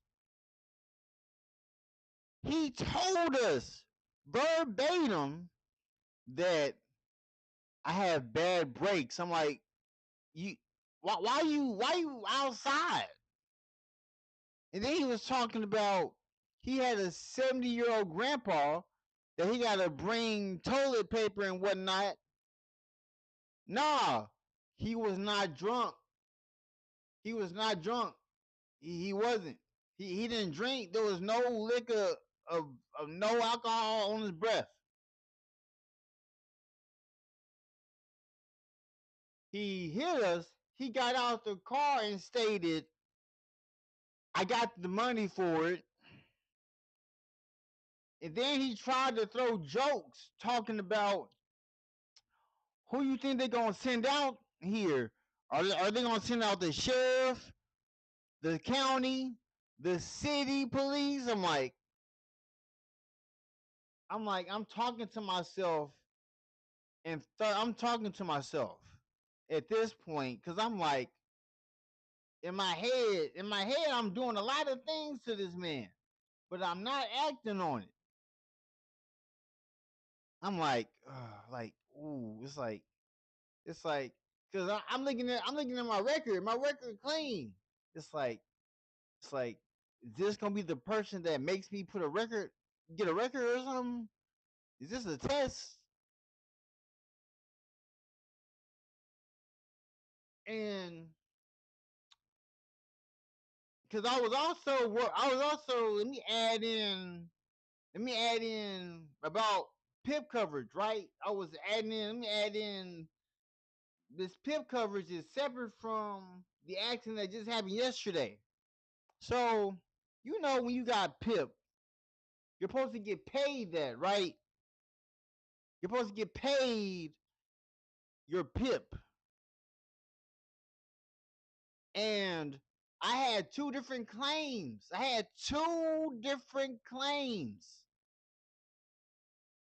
And my car insurance tells me that $6,000 of it went towards my medical bills. And then I tell them I have another claim that covers all of that. I have another claim that covers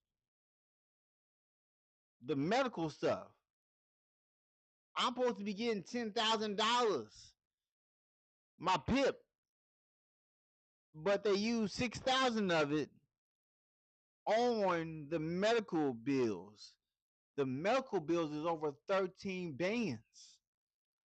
13 bands. I'm like, what? And I'm just sitting here going through life.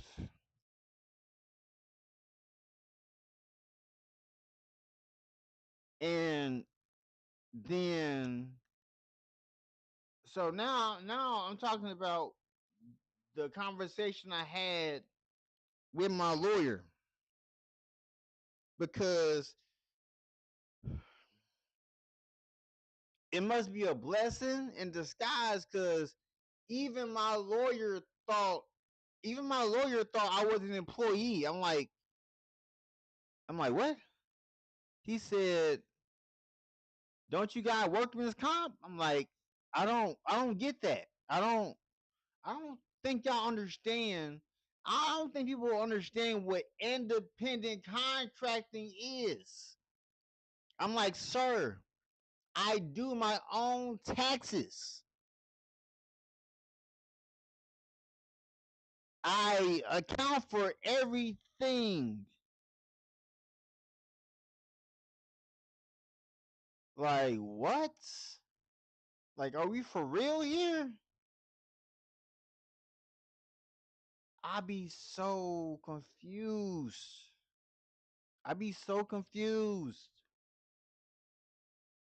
So, I got all my taxes. I got the one from the job that fired me, my taxes from my medical courier company, and my taxes from DoorDash. Um, and then this now, my wife and I, we got two cars totaled.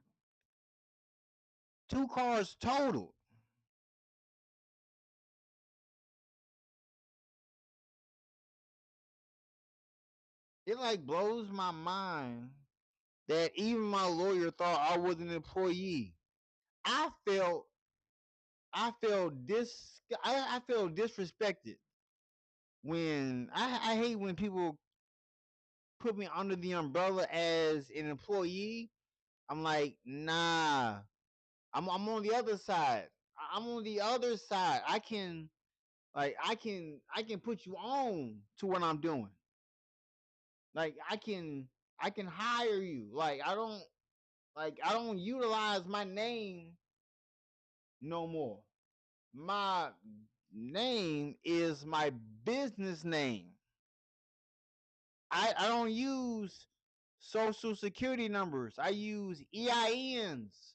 A lot of people don't, it like blows my mind. A lot of people don't know what EIN is. A lot of people don't know what LLCs are. And when I helped a woman start a business for free and her business is eating, that let me know, okay, this is what I'm supposed to be doing. I'm supposed to be helping people start businesses. I help somebody do it for free just to be a testimonial. Like, this is insane, bro. This is insane. So yesterday, when the furnace got fixed, had to wait. The furnace went out the first day of February. The first day. So the HVAC guy came here. He came here. He checked that something was not working. So he had to go. He went to 3 different places.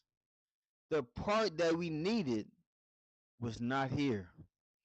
And he came again and he said, if it's not there, if it's not at the next place I'm going to, I'm going to have to order it. And then he said it won't be here until maybe Tuesday or Wednesday.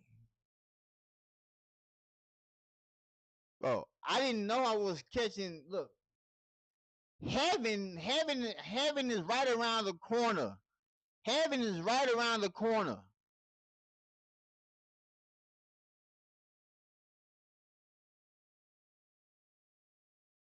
The picture I just showed you with the car is outside the house. It's not drivable. It's total. So, you know how much money? You know, like, it's like people be like, people be wondering how I stream consistently and I get like viewership or whatnot.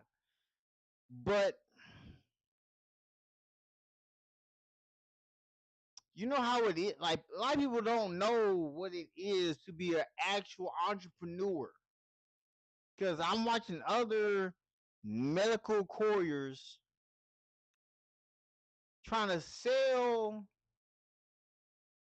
how to be a medical courier, but I give out the game for free. I ask for no money, and people are paying almost $300 for the information. You can just search it up on Google for free. I don't understand. I don't understand at all. Um, hmm.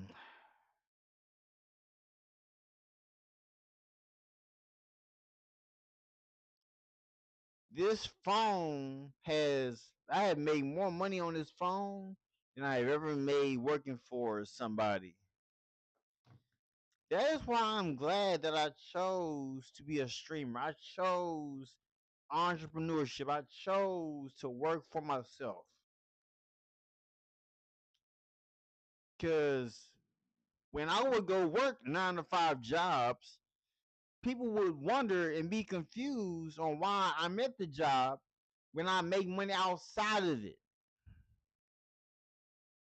Cause I don't even know. I don't want to catch this type, but I don't want to catch this type of hell. I don't know.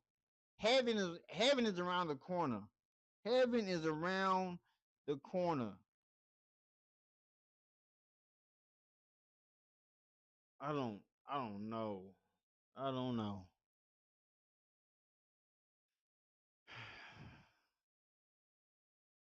I don't know what to tell you. And I'm I'm glad they brought the car back cuz I didn't want cuz we got a lot of money that's in that car which deals with my cobalt spade, the $60 bed that's in the trunk. That's like you can like lay on it like you just air it up.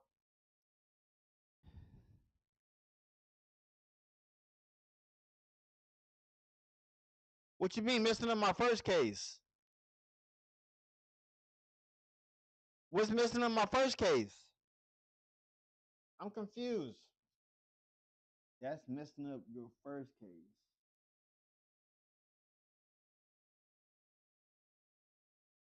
Wait, so because I wasn't the one driving the Kia Forte. My wife was. My wife was driving the Kia Forte. That messing up your first case.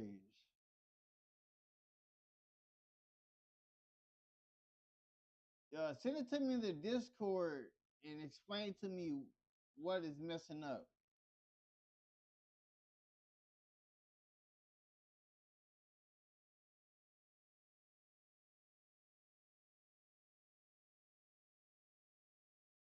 Yeah, send it to me in the Discord so I can know what you're talking about.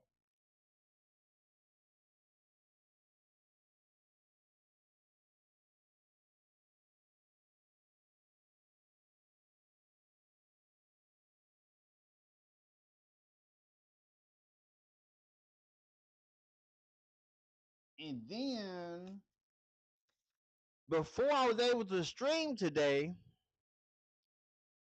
I had to take my mom. My mom had oral surgery. She had to get 11 teeth pulled. 11 teeth pulled.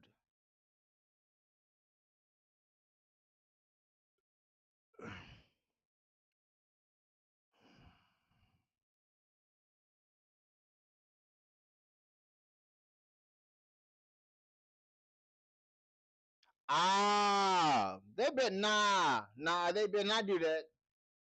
They better not do that. They better not do that. I need all my coins. I need all my coins. I need the whole shebang. I've been out of work since October of last year. My neurologist tells me that I won't be able to be back working until June. That's half of this year. You tell me I gotta wait 6 months? And you gotta pay me? Nah. My injuries, my injuries ain't separate. My injuries are not separate. I got injured while working.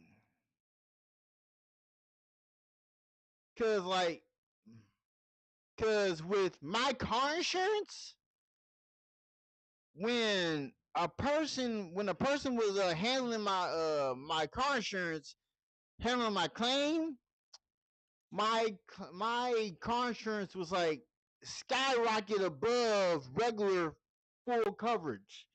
Cause in my vehicle, I am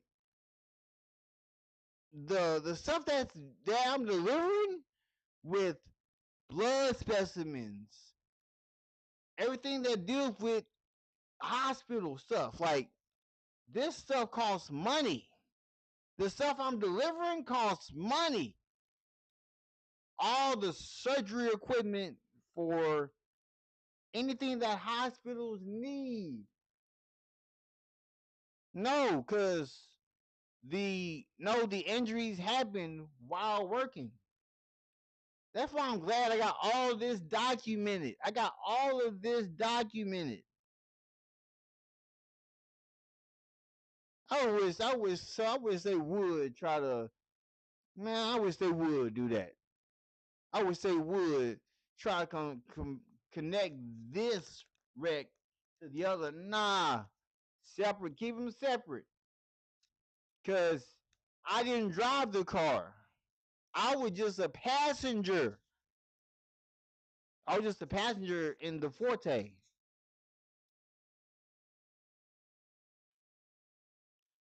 And then to find out that my lawyers thought that I was an employee. I'm like, nah. I'm an employer. Nah, we ain't got nah. I need that big check. I need that big check. I know how much. I know how much. Because I'm a person who owns a company. I know how much a person makes who is a medical courier company. I'm not just the founder, the owner. I'm not just the CEO, I'm the CFO, I'm the HR, I'm all that in one. I am my own fiduciary.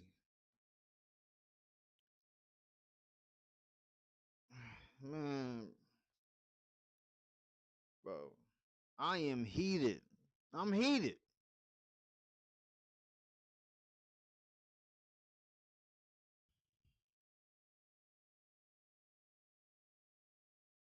Nah, they gotta cut that check. They gotta cut that check. I got all my look. I keep all my paperwork. All my paperwork. Mm-mm. And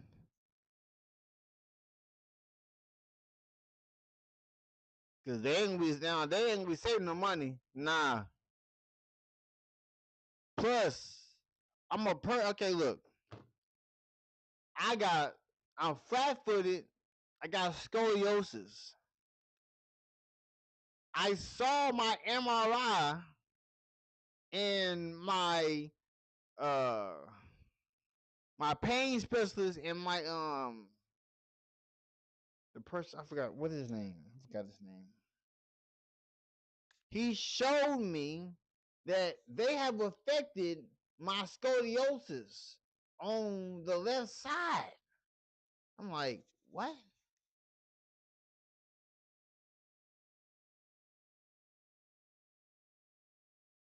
Oh, man.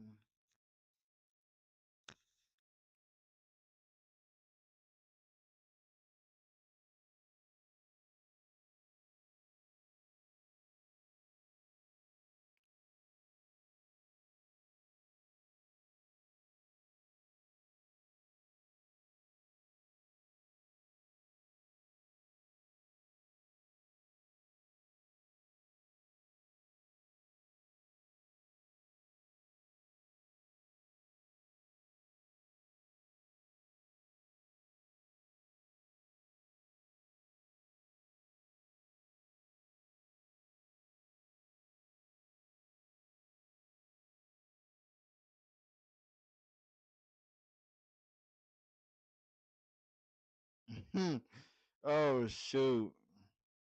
I got so much content. I got so much content. I'm about to show you did you see my seventh this is my I'm about to show you my seventh sponsorship. I'm about to show you my seventh sponsorship.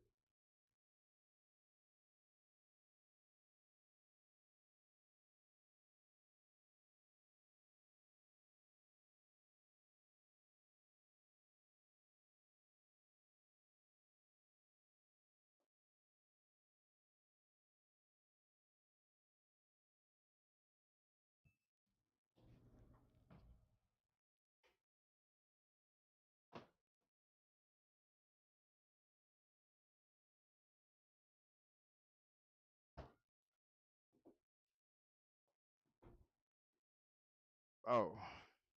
Hey, I got my taxes, so I'm about to get some money. I'm about to get some money. I just got my W-2s from the job I worked last year, and I just got my what I made for my medical courier company, because I only worked for 5 months for my medical courier company.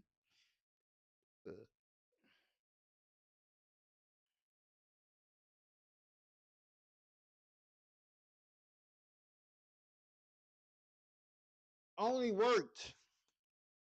So in 2025, I only worked June, July, August, September, October. I only worked 5 months for my medical courier company. I haven't even worked a full year yet. And I know how much the owner of a medical courier company makes for the year. If I don't see that, it's going to be a problem, because I am owed money. So there's 2 big vehicles that hit the vehicles that have my name on them, and they get to drive away scot-free, and we have no way to get to and from work. You gotta use Uber. Oh, cooked.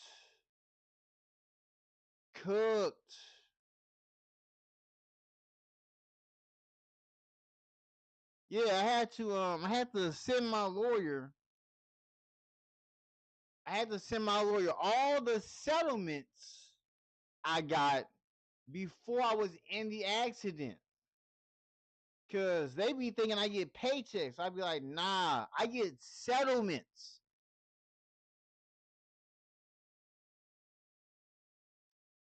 Yeah.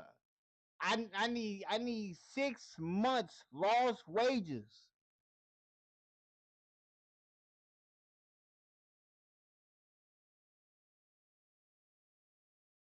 No, my car insurance, my lawyer told me they used $6,000 of my PIP. I'm supposed to get that whole $10,000, and they used 6,000 of it on medical bills.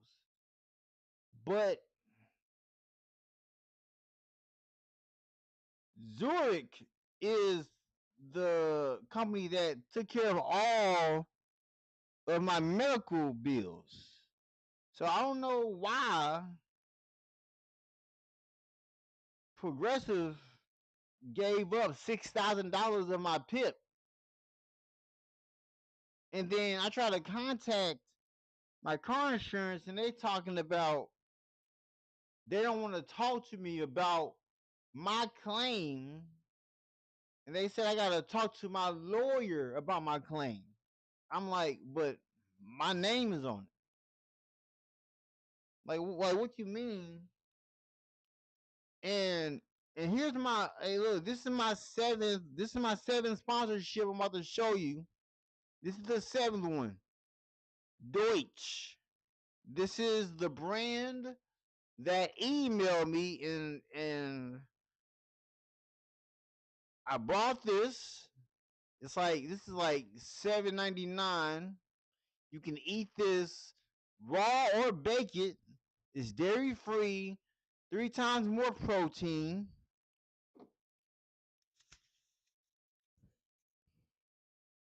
It's kind of crazy.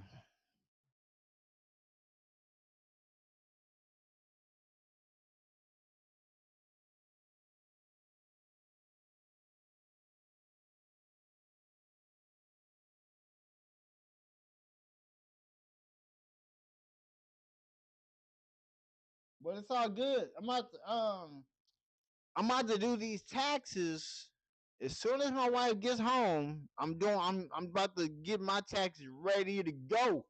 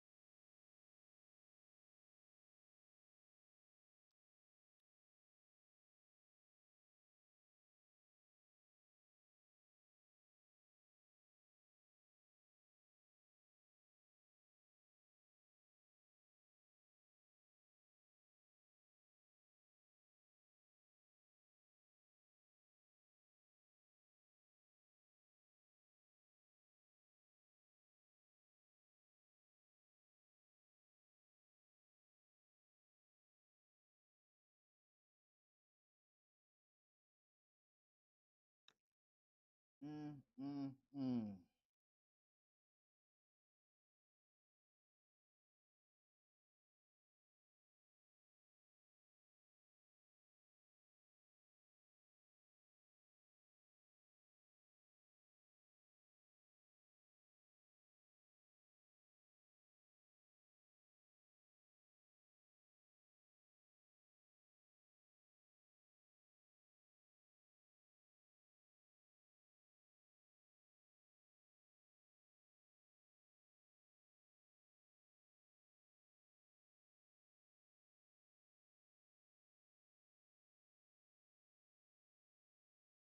Cause I don't know what else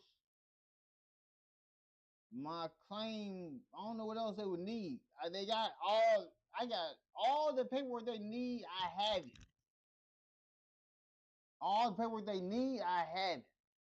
I made sure that they got it.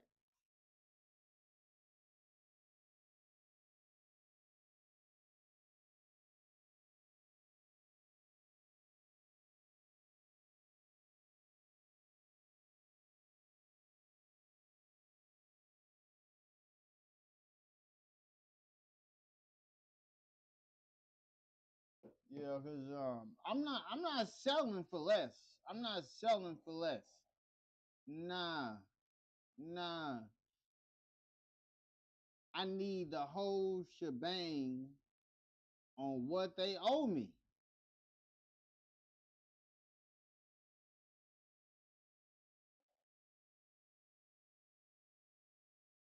It's kind of crazy how a lawyer could think I'm an employee. I'm like, nah, I'm not that. I'm not that.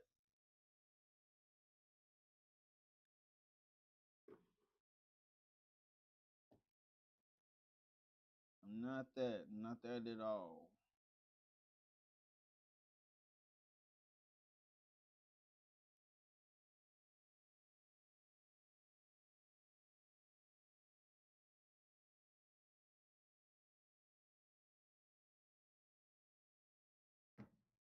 Yeah, so this is gluten free, plant based, and low sugar. Got 80 calories. Oh yeah, this is healthy. This is healthy right here.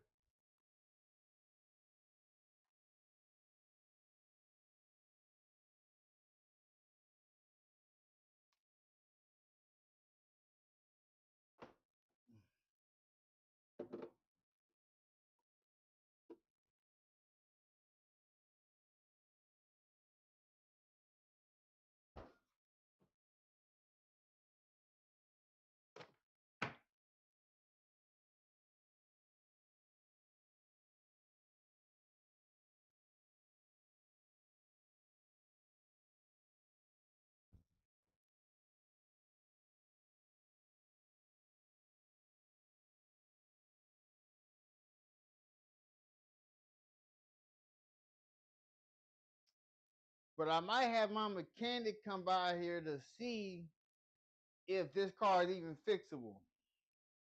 I just like to have another eye on it. I like to have another eye on it. You feel me? Have another eye on it.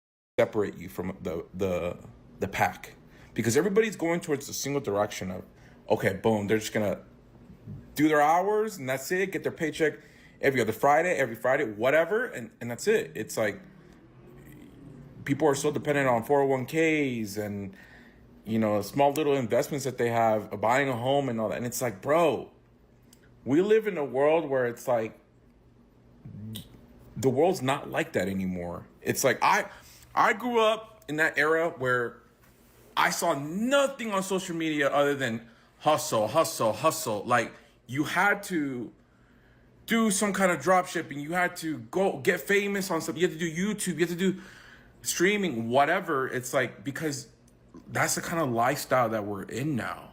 It's like, you can do the 9 to 5, but like I said, you're working that those hours, and by the time that you're done with that, you're literally tired. Like, I'm gonna keep it a stack. I did a 9-hour shift today. I'm salaried, but 9 hours, bro. I was in the elevator going to my place. And I was like, bro, I'm tired. And it's like a lot of people want to just, game or sit on the couch, watch TV. And bro, I don't blame them. Like, there's sometimes I'm like dead ass. I'll come home. I'll literally lay down a little bit, bro. It's 8 o'clock. I have realistically 2-3 hours to just kind of do whatever I want, and throw the gym in there, do the stuff I have to do, whatever. And then it's back to work. Dude, I don't know. Like, and it sucks because it's like, you think that the pathway to like wanting to do something on the side, a business, a brand or whatever, would be relatively straightforward and relatively easy because we have the internet and all this. But the thing that people don't mention is like, bro, the saturation on it is so bad. Like, you hear every creator post this, post that, blah, blah, blah. You can make 10 grand a month. You can, you know what I'm saying? Like, look, it's possible. Like, they're telling the truth. It is possible to make that type of money. You just gotta be consistent in what you're doing. It might take long. I've been creating content since 2020. And every person that's been watching me has always told me, why aren't you a bigger streamer yet? Then I'd be like, what do you mean? Because in their heads, they're like, you've been streaming this long? You should be a big streamer by now. No, I'm a hidden gem. The type of content I make is all of a sudden being popularized now. That's the difference. The type of content I make is being popularized. People are seeing that what I do normally, show my real life, when I've been doing that, they finally be like, oh shoot. Bro. It's like John Legend said, we just ordinary people. We just ordinary people. Like, it's all facts. We just, I don't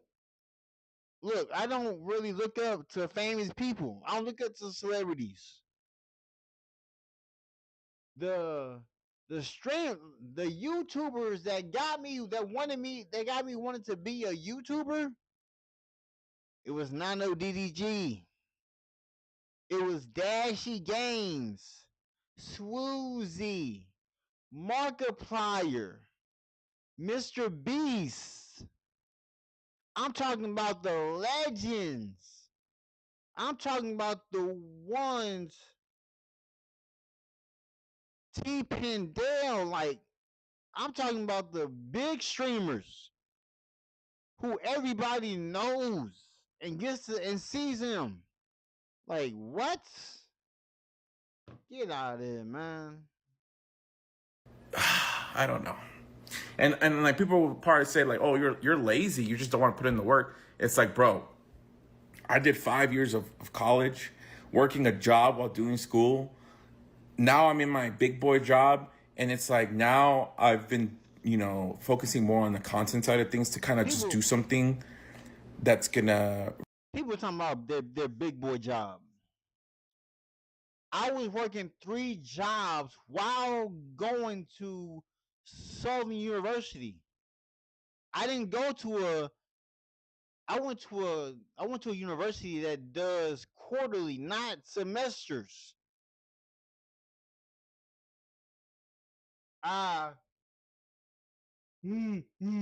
So I graduated high school 2012. 5 years later, I graduated Southern University 2 years after I graduated high school, I got my associate's degree.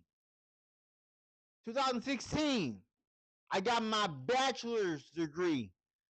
2017, I got my double bachelor's degree. And when my wife gets out of school, I'm going to get my doctorate in business for the fun of it, to help build my brand up. All these degrees are to help build my business up, to show minority in me knowing that I know how to run a business.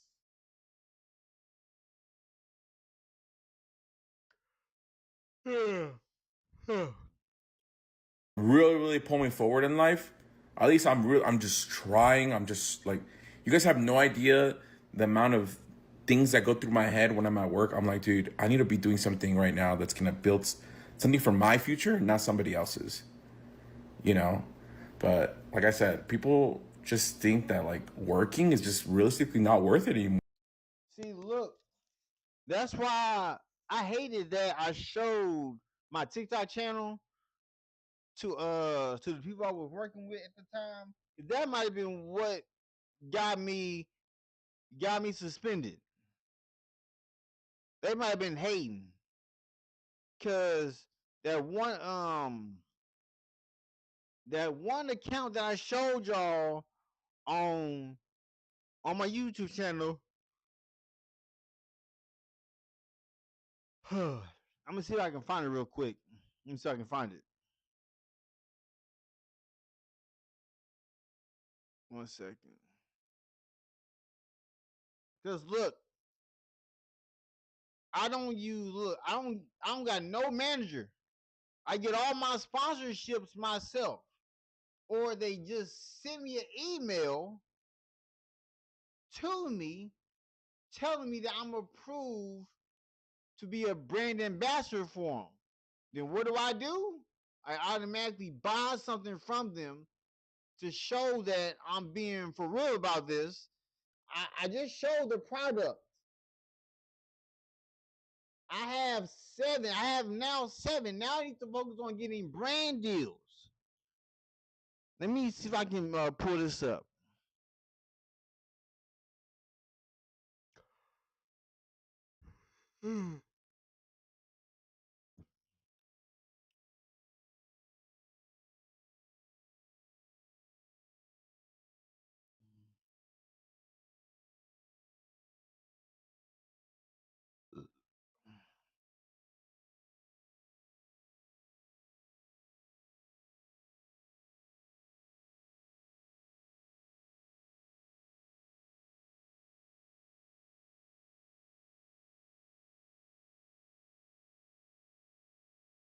All right. Now, I'm about to show you. This was my first official Twitch account. This is my first one. It got banned for some reason, I don't know. I did all these followers these were organic people. These were real people. 1,000 followers. I followed that many people, that many likes. Look at the viewership.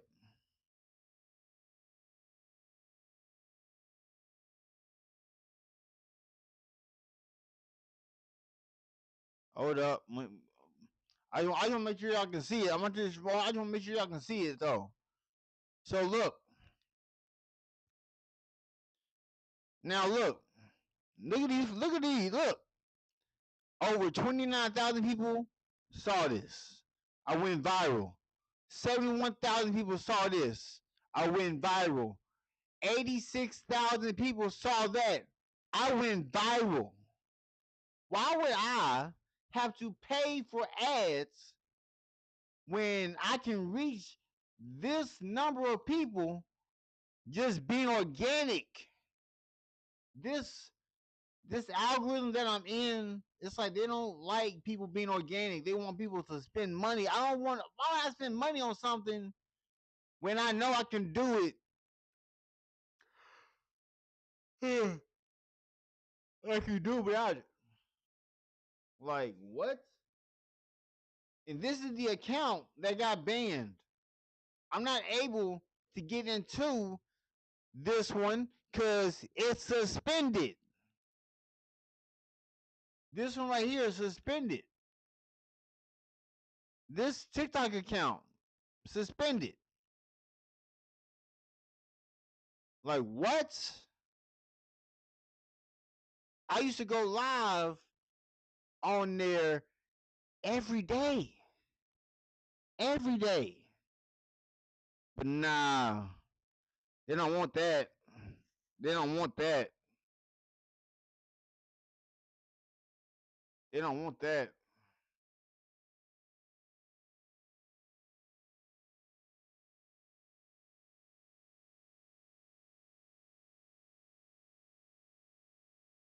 More because it's like you will live a lifestyle where it is so constrained, and it's constrained to a certain amount of hours and a certain salary, where it's like realistically a lot of people want more than that. People want their freedom, they want their time, they want, you know, not to have to check, they want to like not have to check their bank account. I'm in love with the fact that no one wants to work anymore, because the truth is, like, there's no point to it other than the privilege of continuing to be alive so that you can keep going to work the next day. $75,000 a year in this country is a pay. Bro, that reminds me when I saw a video where I think it was Eddie Murphy said you only get 75 winters, 75 springs, 75 autumns, 75 summers. My dad only got to see 50. I'm glad I got out of the game, out of the workforce at the age I am now. Because you know how crazy it is to be 31 and I completed the requirements to where I can retire early, but they won't let me retire because I'm not the right age. I'm not 62. Like, what? I can't. I got so much money in Social Security. That's crazy.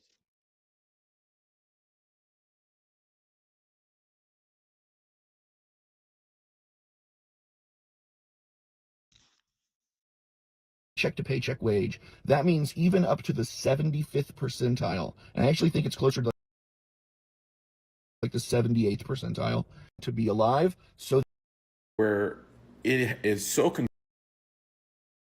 not working? Hold up. Yo.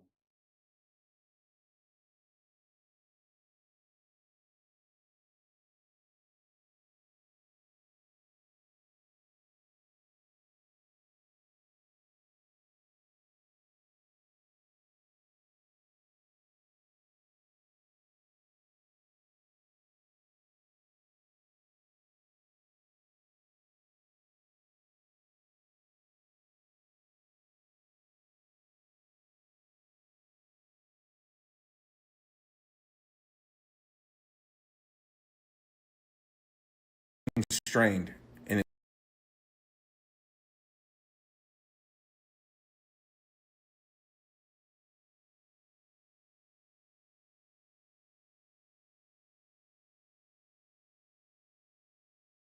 it's constrained to a certain amount of hours and a certain salary, where it's like realistically a lot of people want more than that. People want their freedom, they want their time, they want, you know, not to have to check, they want to like not have to check their bank account.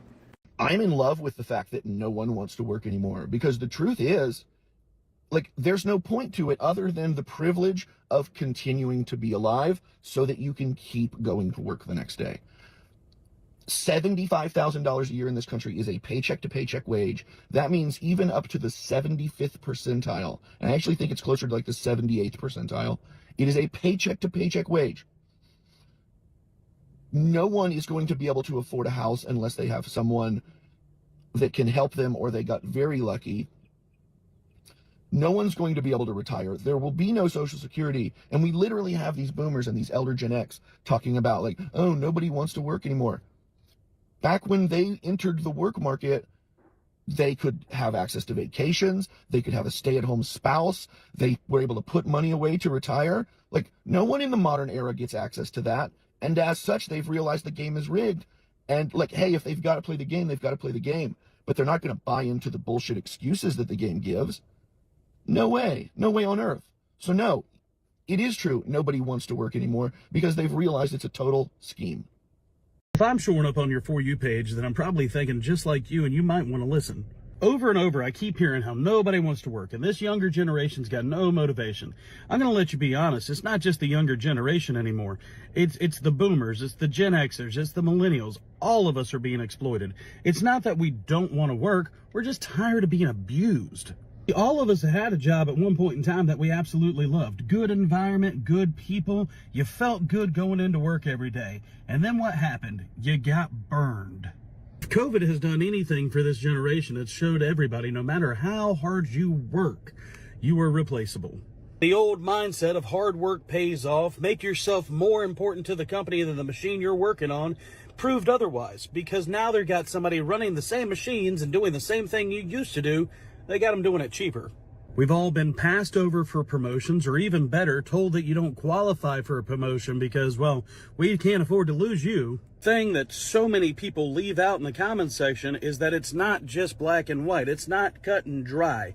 There are no rules to this magical chess game. If all we had to do is come in and go to work and just work, then you wouldn't hear anybody complaining now, would you? No, instead we're all walking around on eggshells knowing that any given time the company could just magically pull the rug out from underneath your feet, all while the company is demanding unwavering loyalty. And we're watching the same companies make record-breaking profits, all while everything else for us stays the same. In 1989, when The Simpsons aired, somebody was asked why it was so successful, and the response was, because it's relatable. You got a non-college educated dad working a blue-collar job. You got the stay-at-home mom. You know, they got the double 2-story house, 2 cars. It's the American dream. It's what everybody's living, right? In this economy today, Homer J would be struggling. They wouldn't have that 4-bedroom house. Grandpa definitely would be living with them, and they would probably have already had a car repoed. He'd be out there trying to Mr. Plow his way out of foreclosure. The problem that so many people are running into today is that the math ain't mathin'. In majority of cases, everything has gone up except for pay. And people are now in a position to where they just feel trapped. You know, I remember back when I was working for UPS, 2012, my pay was $8 and something an hour. 2012. When I left UPS, I ain't gonna say left. I gotta let go. The pay when I left in 2017, the pay was $15. But I had over $6,000 in UPS stock that I was able to sell.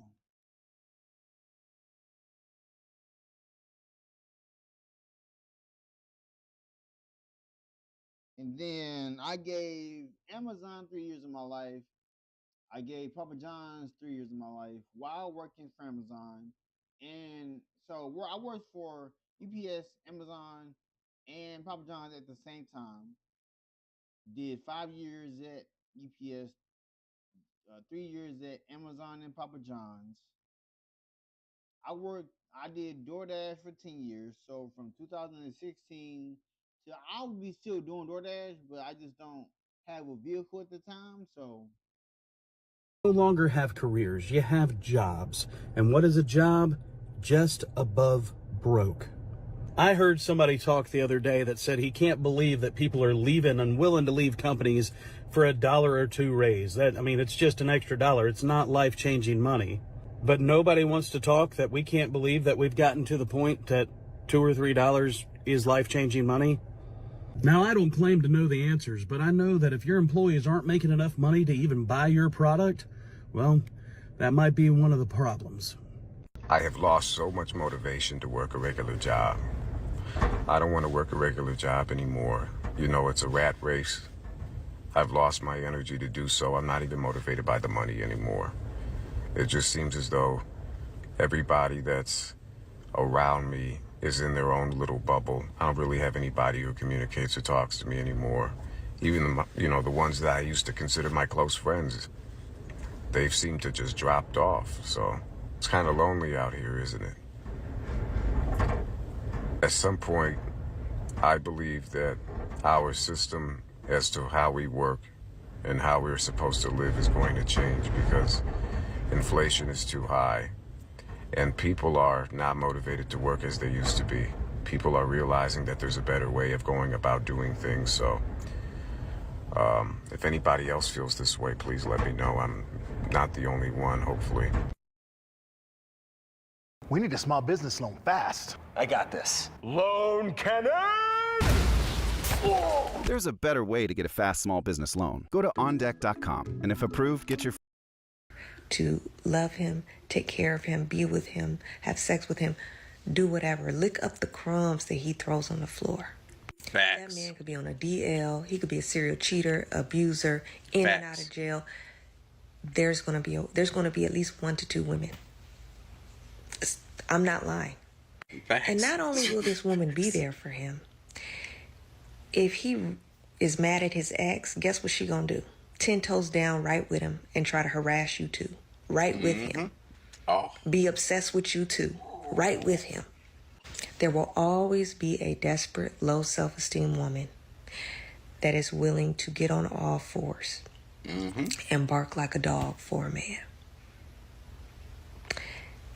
Whatever narrative is being put on TikTok that these men have no options, no, they have plenty of options.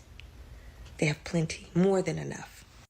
At least for the ones that's halfway decent looking. Even that don't even matter. There's always going to be a more desperate woman. The real women will admit this. Y'all know. Nah, fellas, believe it. Believe it. Go out here, shoot your shot to the point where you do it so much that it becomes second nature. You will be surprised. Your shot will land somewhere, but you just got to shoot it. If you haven't seen a woman be desperate for male attention, or if you haven't experienced it, it just means that you're not playing the field. And when I say playing the field, I mean getting out there.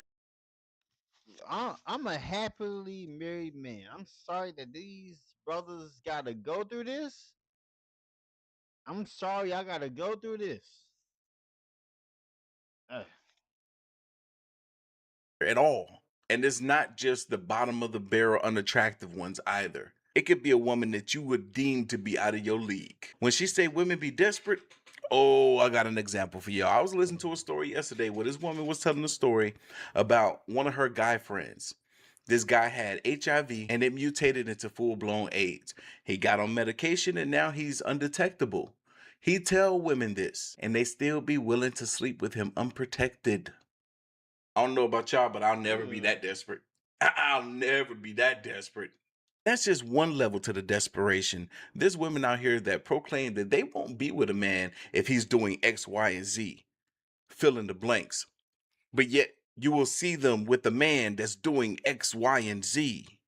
5 things that women lie on social media and claim to not like, but they actually love it.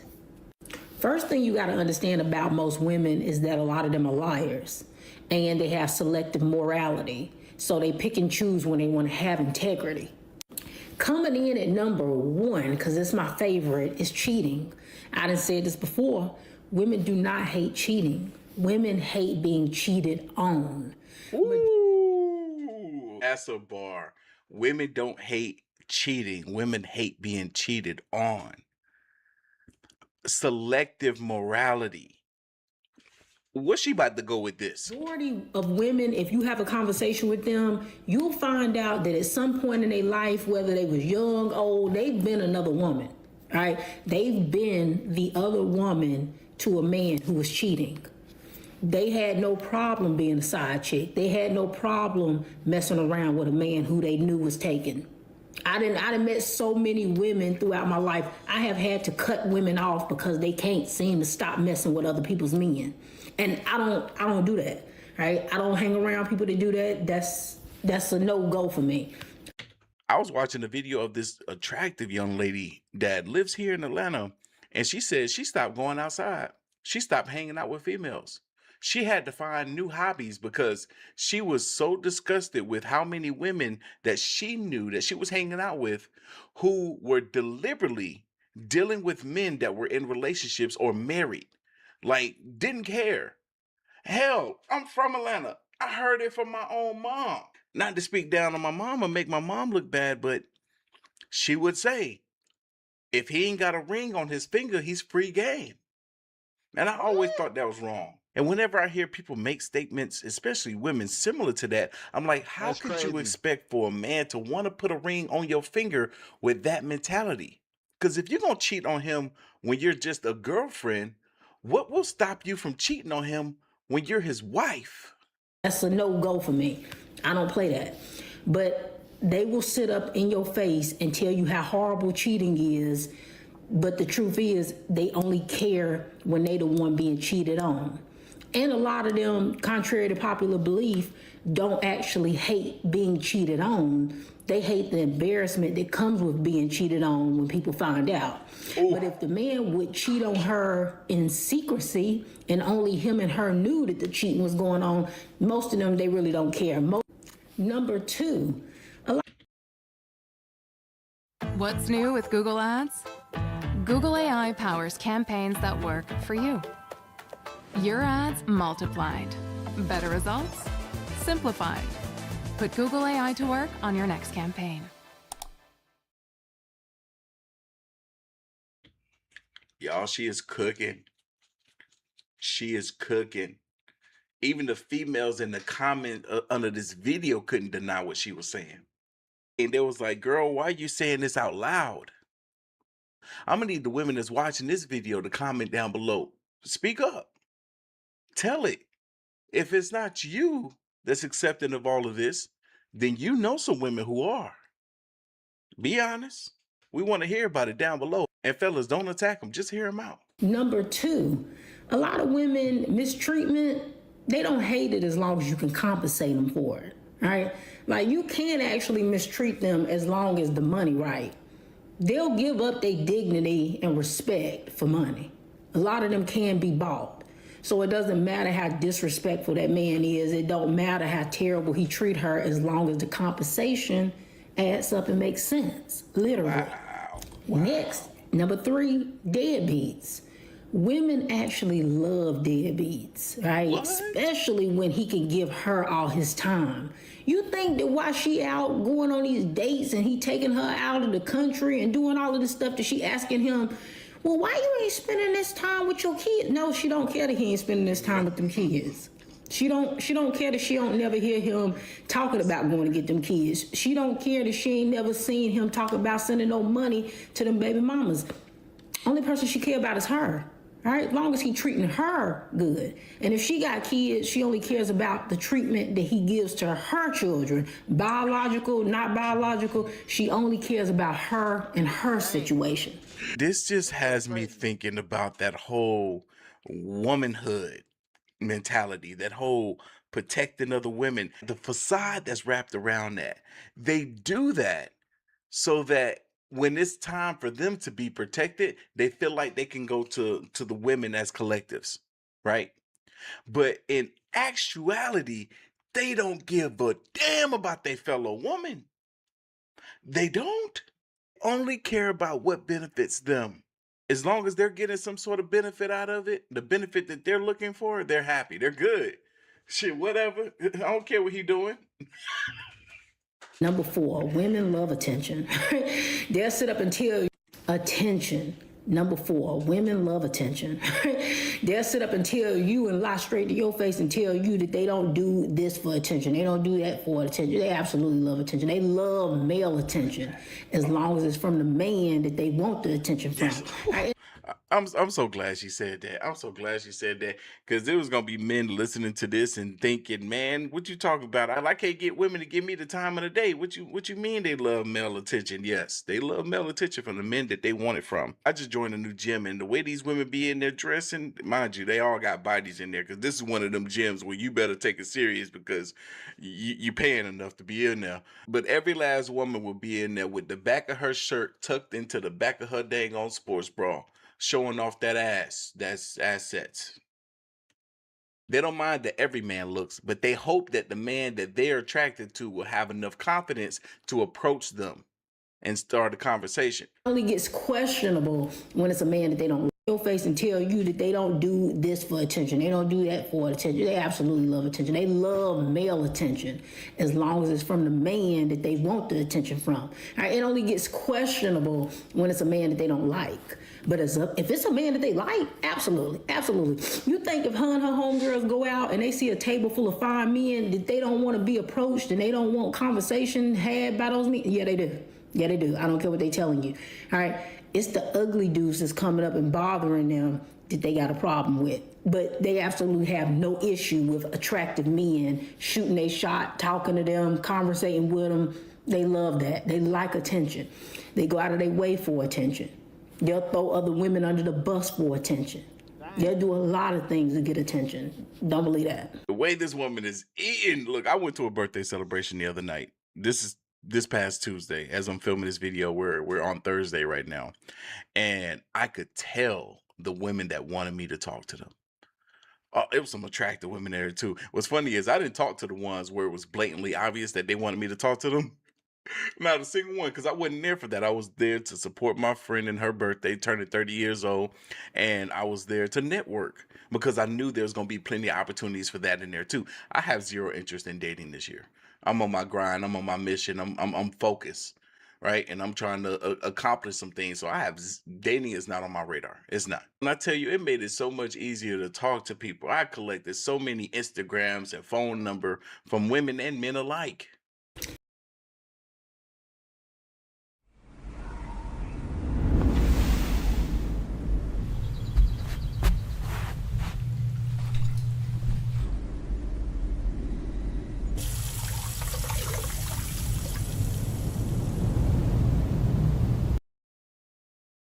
And last but not least, number 5, marriage.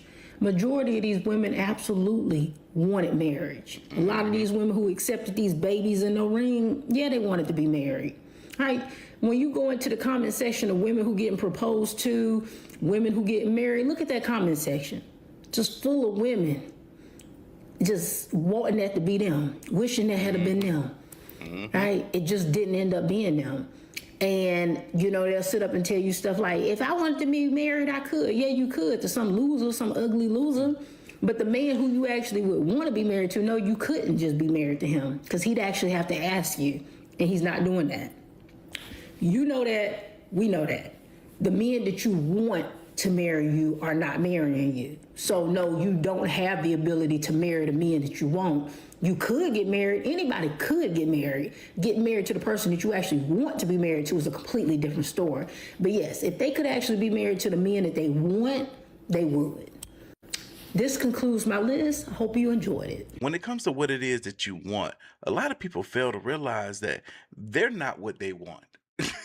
You have to align yourself with what it is that you want. You have to put yourself in a position to be wanted, desired by the individual who you would want to desire you.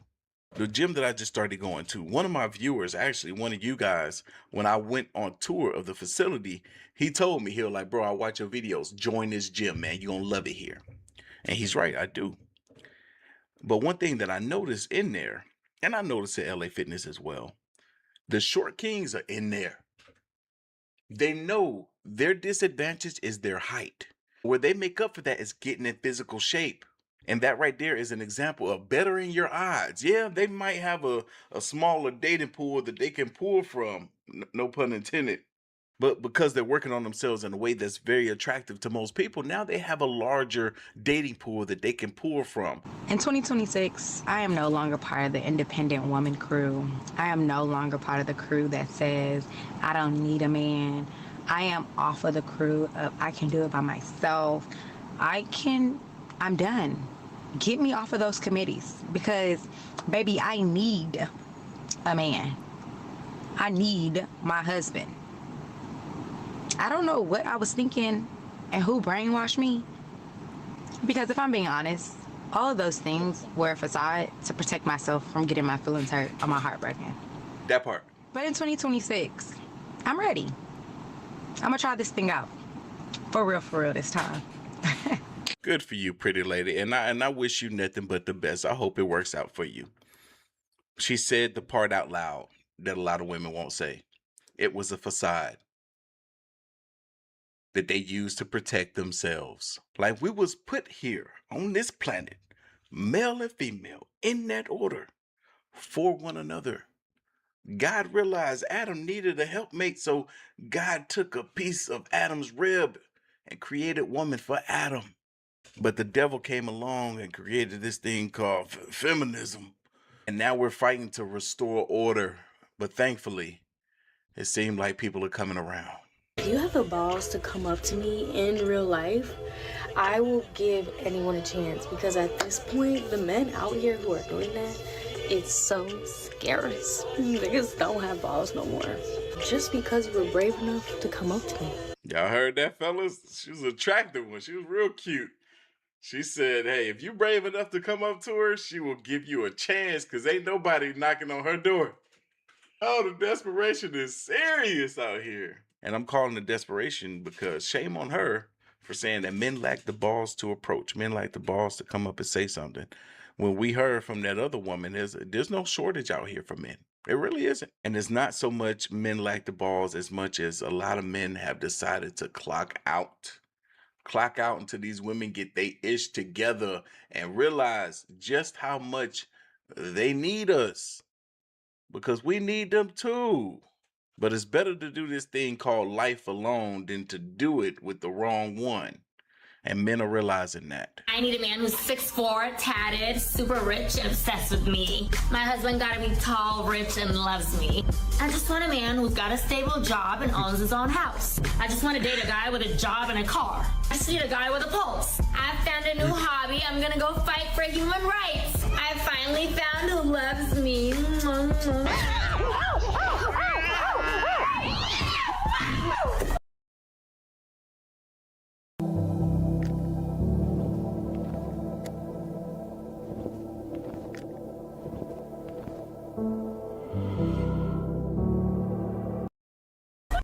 Those age ranges need to be adjusted a bit, but that skit was made for a reason because it has and holds so much truth to it. I don't see how girls be wanting to be in a relationship with a man and you don't want to do stuff that a woman should. All these women got girls thinking, oh, you don't have to cook, you don't have to clean. You don't have to do these things. But ain't no man gonna really want to be with a girl that's not doing that. Because you're a girl and not a woman. Thank you. I cook Ooh, she said if you don't cook and clean for your man, then you're a girl and not a woman. Ooh, like I guess they wasn't taught, right? doing that. Because you're a girl and not a woman. I cook for my man. I clean the house. I run errands for my man. I massage my man's feet. I'll wash his ass if you tell me. Because if that's what you need, then I can do it. Especially when you're taking care of me financially, like, and it don't even have to be that. It's just like, if you're doing the stuff that I need, as a woman, I should be able to do these small things for you. I know my problem, y'all. I figured out my problem. I gotta take the headphones off. I figured out my problem. I need to go date a Latina. Yeah, I grew up around majority of Hispanics. If you know anything about Buford Highway in Georgia, in Atlanta, Georgia, it's the hub for Hispanics, right? That's what I grew up around. I watched the women raise their daughters to be wives. to cater to a man and to cater to children. That's what I watched growing up. That's why I think the way I think, partially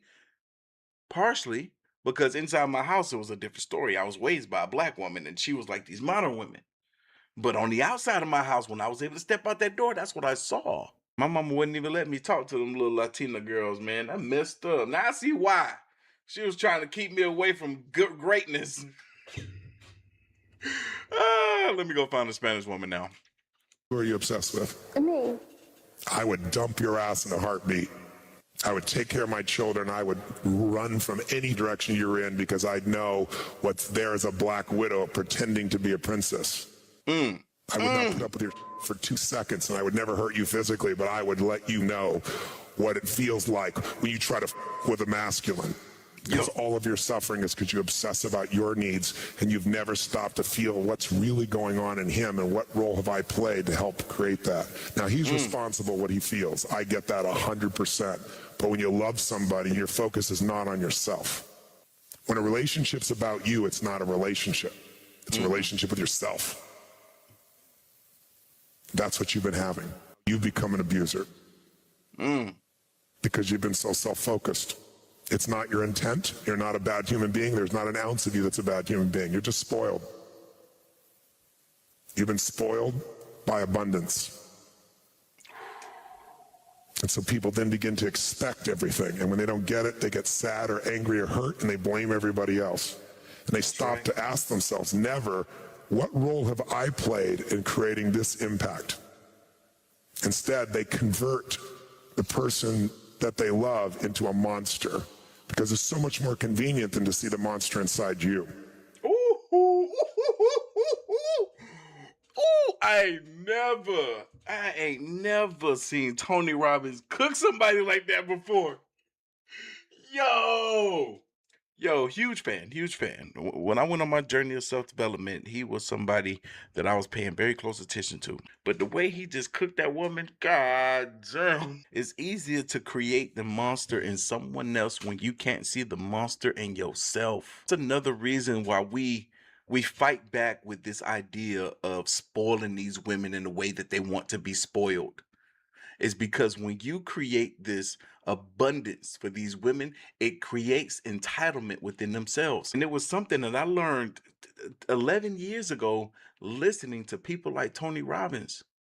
Even talking about your own kids and how you're doing a disservice to them to spoil them, when you should be teaching them fundamental values that will put them in a position to acquire whatever it is they want on their own, instead of handing them everything. It was the life that I lived. I lived a very spoiled, very privileged life. And I can admit right here that I was a very ungrateful child. But like I said, I was raised by a woman that had this modern mindset mentality, and she instilled it in me. Because I was living a life where it was not suiting me, and coming to that realization in my late 20s, that's when I decided to make a change for the better. And as I sit here today, I'm glad to say that I did. Leave your thoughts, comments, and opinions down below, and I'm gonna catch y'all in the next one. See ya.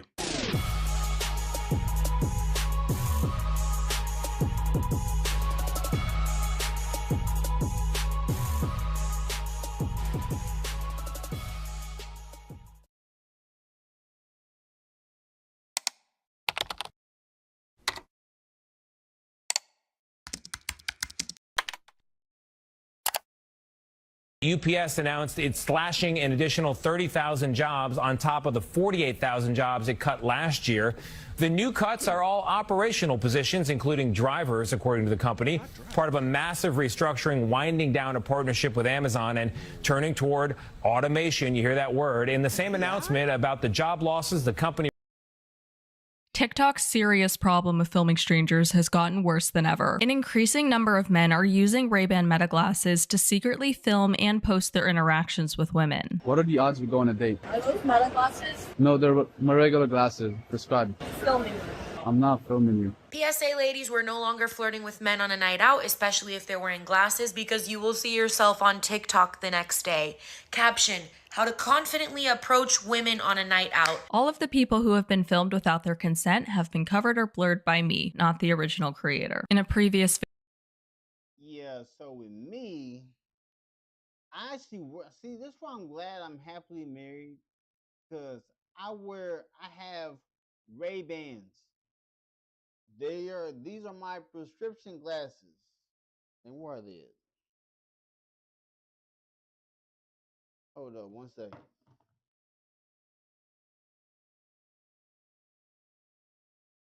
One second. Okay. All right. So right here, these are my Ray-Bans. These are my actual glasses. No, I got no camera on them. I got no camera. The only camera I'm gonna have is gonna be a camera that I clip here. But this is for POV motion, only for POV. So the only way someone's face is gonna be in it is if they walk in front of me. But my editing skills, I have it to the T to where I can edit you out of the video before I actually post it. You know what I'm saying?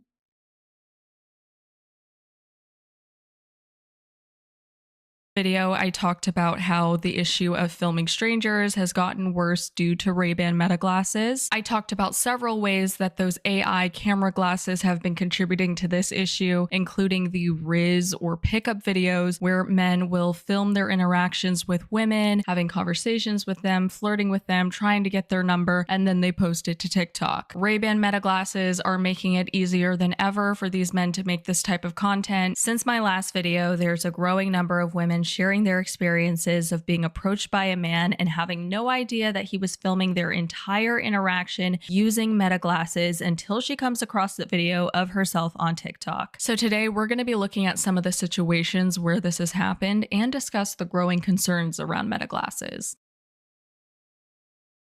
What's new with Google Ads? Google AI powers campaigns that work for you. Your ad. This woman's storytime video has over 6 million views. She's sharing that a man approached her as she was checking out at the grocery store. He has a conversation with her, he gets her number, but little did she know he was recording the entire interaction using his Meta glasses and then posted it to TikTok. I tell my sister about the interaction. I tell her what he's wearing, what he looks like, how he's wearing glasses, and she stops me and says, "Were they Meta glasses? Was he recording you?" I don't know. The light wasn't flashing. I don't think so, but I don't know. I find his other account, which has 30,000 followers, and he records women unknowingly while he's trying to pick them up on 6th Street. Usually drunk girls. The fact that Meta glasses are something women now have to look out for is absolutely insane. And in general, there's a growing number of these accounts out there where these men are wearing Meta glasses to film their interactions with women to then post it to TikTok. Why? To teach men how to be confident, when they themselves don't even seem to have enough confidence to be front and center in their own videos. He texts me. Bro, if you don't have no confidence in talking to women, and it takes for you to use Meta glasses to talk to women, then you ain't got no game. You ain't got no riz. You don't know how to talk to women out here. Gee. Almost immediately after getting home from the store, I'm conversing with him, and then I respond and I say, "By the way, were you videoing me on your glasses?" He doesn't respond. I say, "Please don't post me online." Crickets. So I wake up the next morning, I check his account, and the video is posted for the world to see. The video that man posted has over 20 million views. I think it goes without saying that there are much more efficient and effective ways to teach confidence that don't include secretly filming drunk women outside of bars. Is it really confidence if they all have to be inebriated before you talk to them? Sir, I spoke to you because I was drunk. You didn't need confidence. I would have spoken to a wall. I am just sick. I cannot keep scrolling through TikTok, and I've seen myself not once, not twice, 3 times. 3 times I've been the poster child for how to approach a woman on a night out. Social media and technology is so weird because what do you mean you can just film and post someone without any consent? Under anything having to do with this issue, including these women's videos, my previous video, you will see something persistently like, "You have no reasonable expectation of privacy in public." Right, and that was actually something I talked about in my last video. This topic definitely requires comfortability with nuance and understanding that multiple things can be true at the same time. Okay, so everybody join me there. Is it legal in the United States to record people in public without their permission? Yes. Are there lots of ways being able to do so protects freedom of speech? Yes. And I would say even more so right now with everything that's been going on. Are these people that we're talking about abusing that and causing harm? I would definitely say so. The problem I see is that these platforms allow it and incentivize these people to continue and more people to pop up with these types of accounts. There's accounts who go to the beach, who go to swim parks, all these different areas where people are wearing bikinis and like revealing clothing, but they're having fun and minding their business. They just have the glasses on, recording, walking behind girls, little girls. Someone needs to do something about that because that's insane and gross. This TikTok has 1.5 million views. A man was talking to her at the airport. She didn't know he was wearing meta glasses until she saw the video on social media. A lot of people have also been dismissing this by drawing false equivalencies to security cameras being the same thing as someone secretly filming you without your consent and then posting it on social media. Surveillance cameras are completely different when it comes to intent, distribution, and impact. I mean, if you just look at like why the filming is occurring, what exactly is being filmed, what's being done with that footage, and the impact of what's done with that footage, they're worlds apart from each other. And that explains why so many people don't care about surveillance cameras, but are widely disturbed at the idea of someone filming them without their knowledge, using meta glasses to then post to social media. Meta glasses. Y'all do know that cameras are all around us 24/7. Y'all do know that, right? Y'all do know that cameras are on 24/7. Everybody's house has a camera. There is cameras in Target, Kroger, Walmart, any store, any restaurant. There is cameras everywhere, on the stoplights.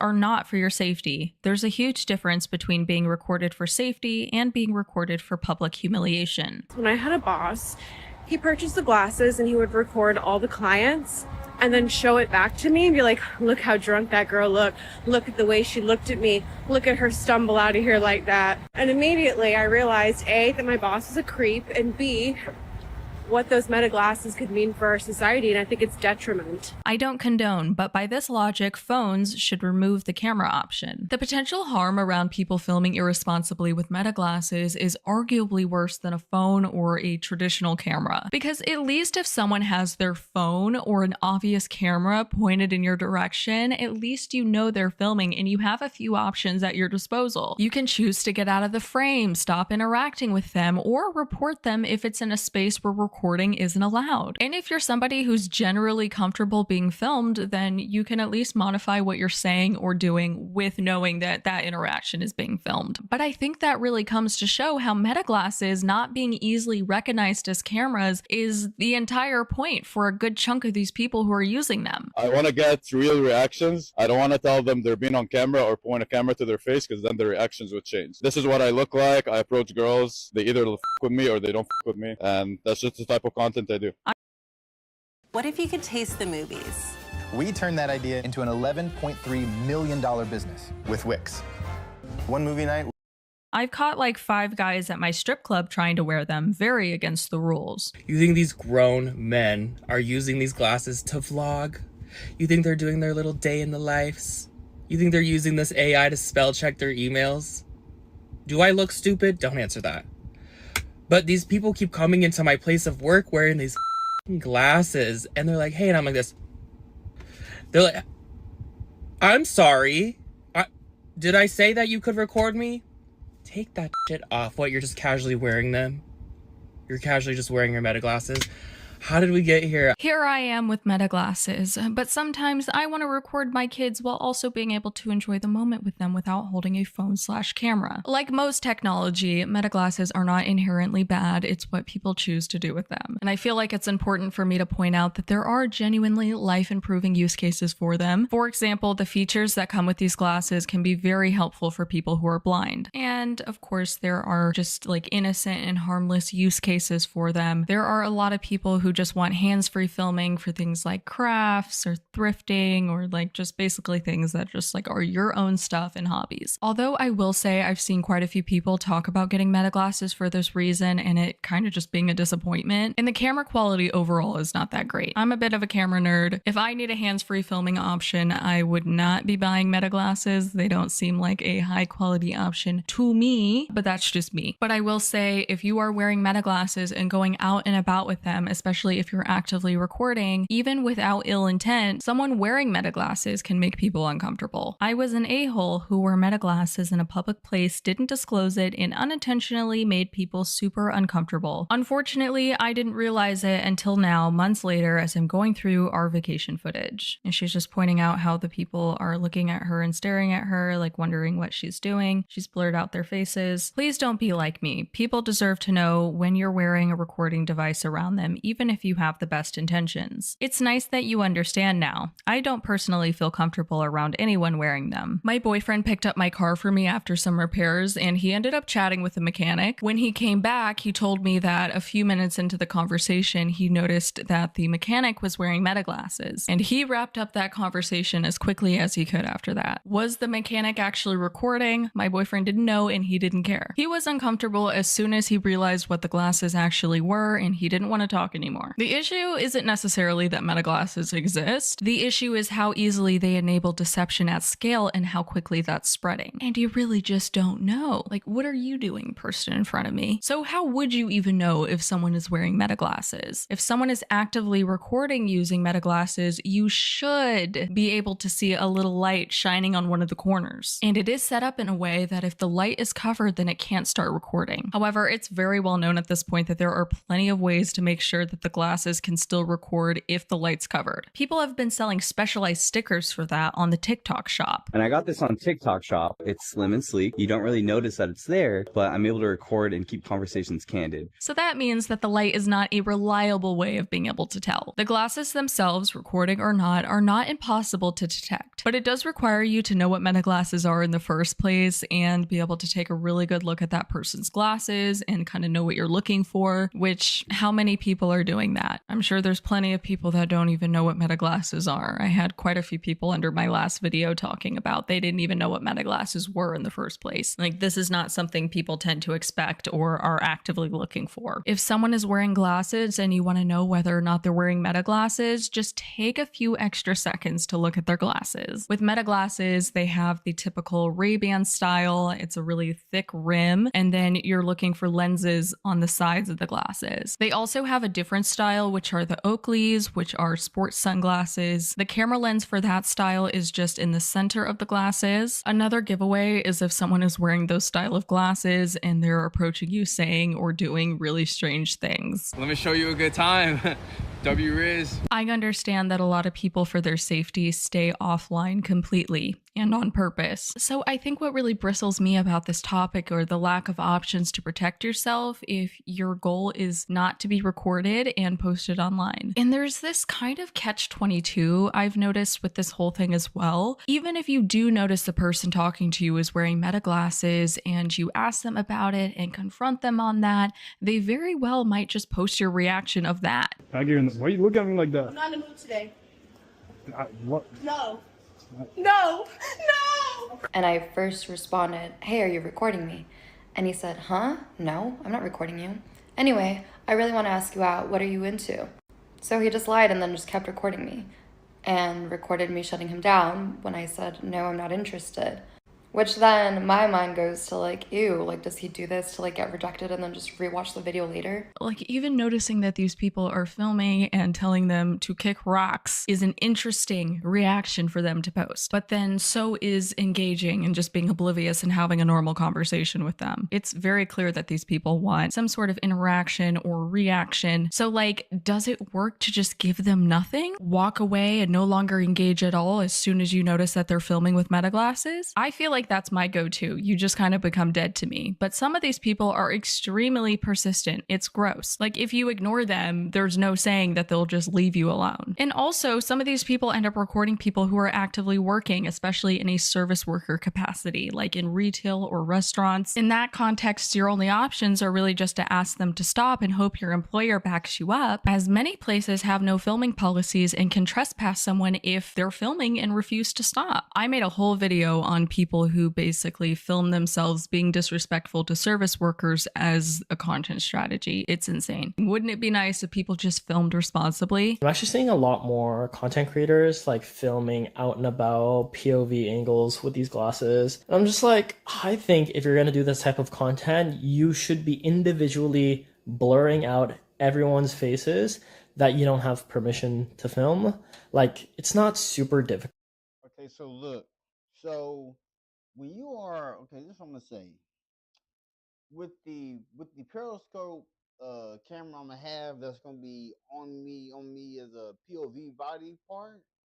So it's gonna be in the center. I'm gonna let people know that this camera is recording. But at the same time, when I go back to edit the video, like when it's recording, it's not live. I'm just recording how I live the daily life. And I'm just creating content that way. And then as I'm editing, there's a way I can edit it on my phone to where I can use a marker to take y'all out of the photo.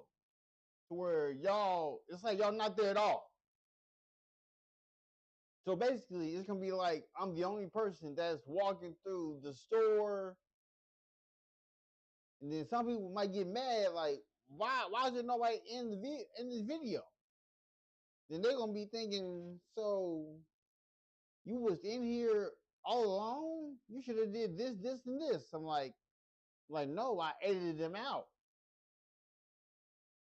You know what I'm saying? It is tedious, but you should be mindful that you're filming in a public space. Mind you, the content creators usually want to stay faceless, but show everyone else. I agree, blurring people out is very easy to do, as I've been doing this entire video. And I think it's the bare minimum. See, being a content creator, I show my face. I have no problem showing my face. Like, you can't show your face. Are you really a content creator?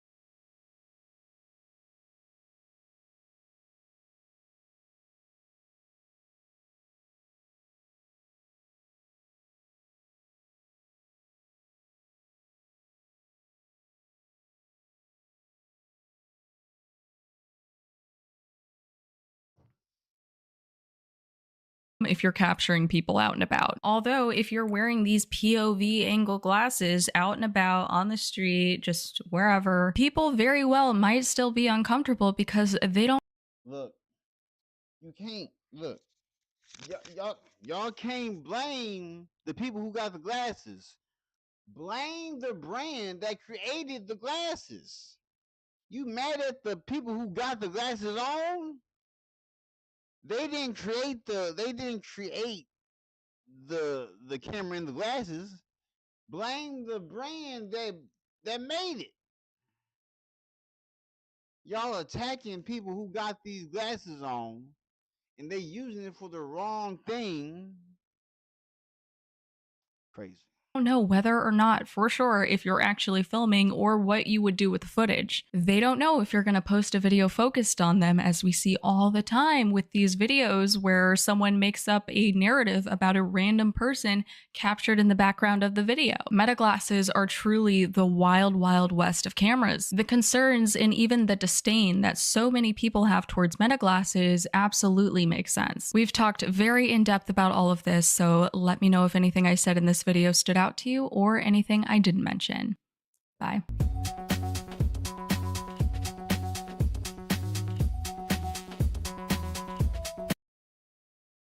So I'm writing an essay on cats.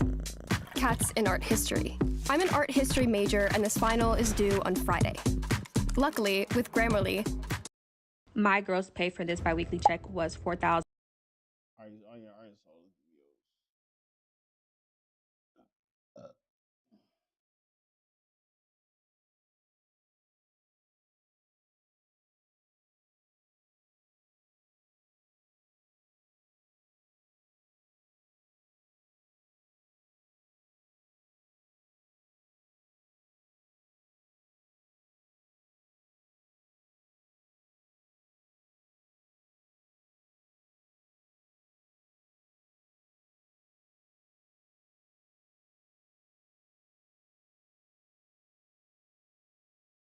Boomers hate their kids.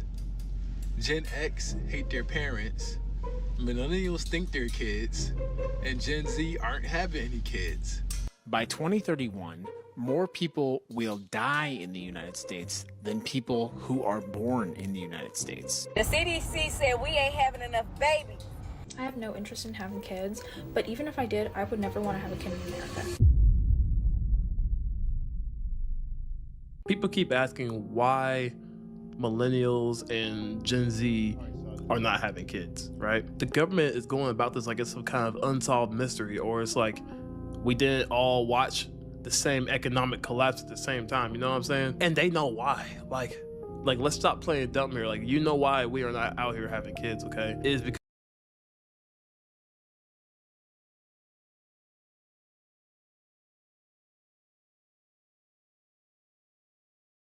Y'all, this man, as a black man, went on YouTube and made a whole 20-minute video about me and my life like he knows me. And then coming on there and lying and adding all these bullcrap. I didn't even listen to the whole thing, but it's over 600 comments just negative as like, and I don't do well with that shit. Like, it's bothering me. Like, how dare you, as a black man, come on the platform and his whole entire YouTube is devaluing women and talking shit about women like he wasn't raised by a black woman. I'm really just up because I need somebody to talk to. Okay, let's talk. Like, this single mom shit is starting to get to me. Okay? It's starting to get to me.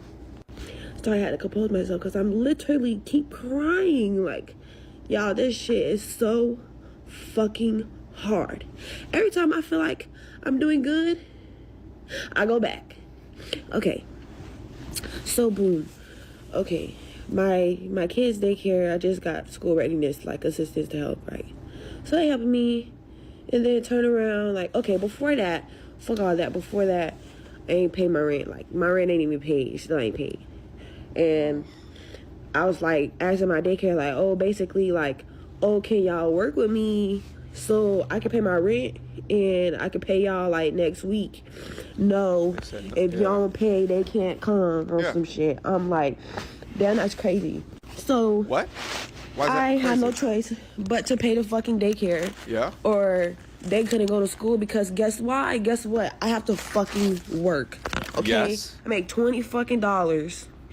And I'm raising 3 kids. So What? $20 for 4 people, $20 an hour for people. That's not enough, okay? It's not fucking enough. First off, as a 3X baby mama, no telling how many fathers are attached to those 3 kids. But as a 3X baby mom, to get on the internet crying, speaking as if you're surprised that being a single mother is difficult is wild work. It also shouldn't be an adult surprise to you that you have to pay for daycare if you want your children to have daycare, as well as it should not be an adult surprise to you that only making $20 an hour and having 3 kids as a single mother was going to be beyond difficult. This young lady looks super young. How do you have 3 kids already? So the school's like, oh, you can either pay the $156 or they can't go. So I paid the $156, and now my rent late, so now I gotta pay like $1,900 for my rent, right? Okay, so now I'm paying the rent late. I'm gonna pay it Friday, and here they go with this New Year's registration fee or some bullshit like that. And keep in mind, I just paid the $156, so that's the weekly school registration. Okay. That I pay with, you know, like with the school readiness assistance. Yeah, whatever. Okay, so I get to their daycare this morning, and they're like, "Oh, did you know, like, you didn't pay the New Year renewal fee or some shit like that?" And I'm like, "Okay, well, how much is that?" Y'all, $200 something for Ryland, and like $100 something. They're asking me next week to pay almost $400. No. It is $400 because $156 weekly. That's what I pay, and then they're asking me to pay over that. So 2 plus. That's $400 and something that they asked me to pay next week. It's like $478. And I was asking them, like, is there any way that I can make a payment plan? Because, babes, I can't afford that. If I'm on school readiness, why the do you think I can afford that, right? Yikes. Crazy. Then I'm being shown these parachute sheets.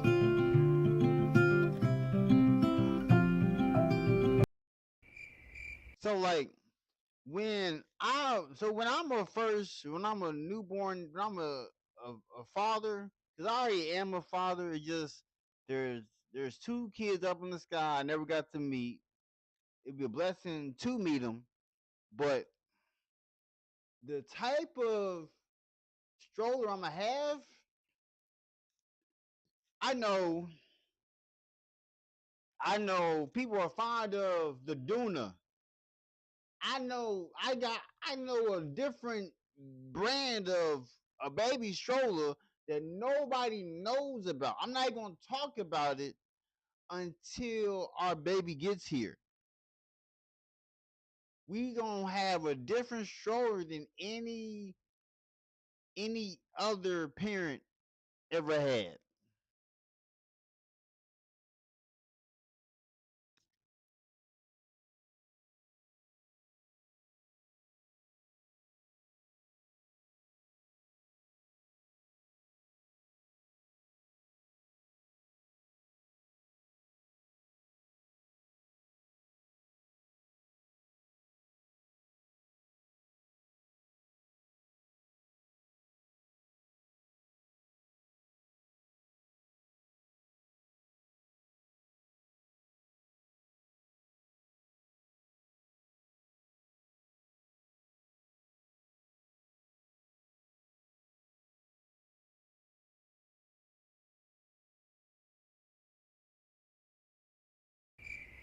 I really wonder if the fathers are contributing or if she has them on child support. Okay, so boom. I'm asking, like, my 2 older kids, they have their dad, and then Rylan, my little one has a dad. Their dad paid child support, so I don't have to, you know, worry about it. Like, I use his money strictly for the kids. Like, I put it straight towards her, you know, her tuition and shit like that. It ain't no money, like, it ain't no more. Like, it was only enough to pay for her shit. If I would have been, you know, some shit, and I would have paid Rylan's on with their dad money, and I wouldn't have cared, but I can't, because there's nothing.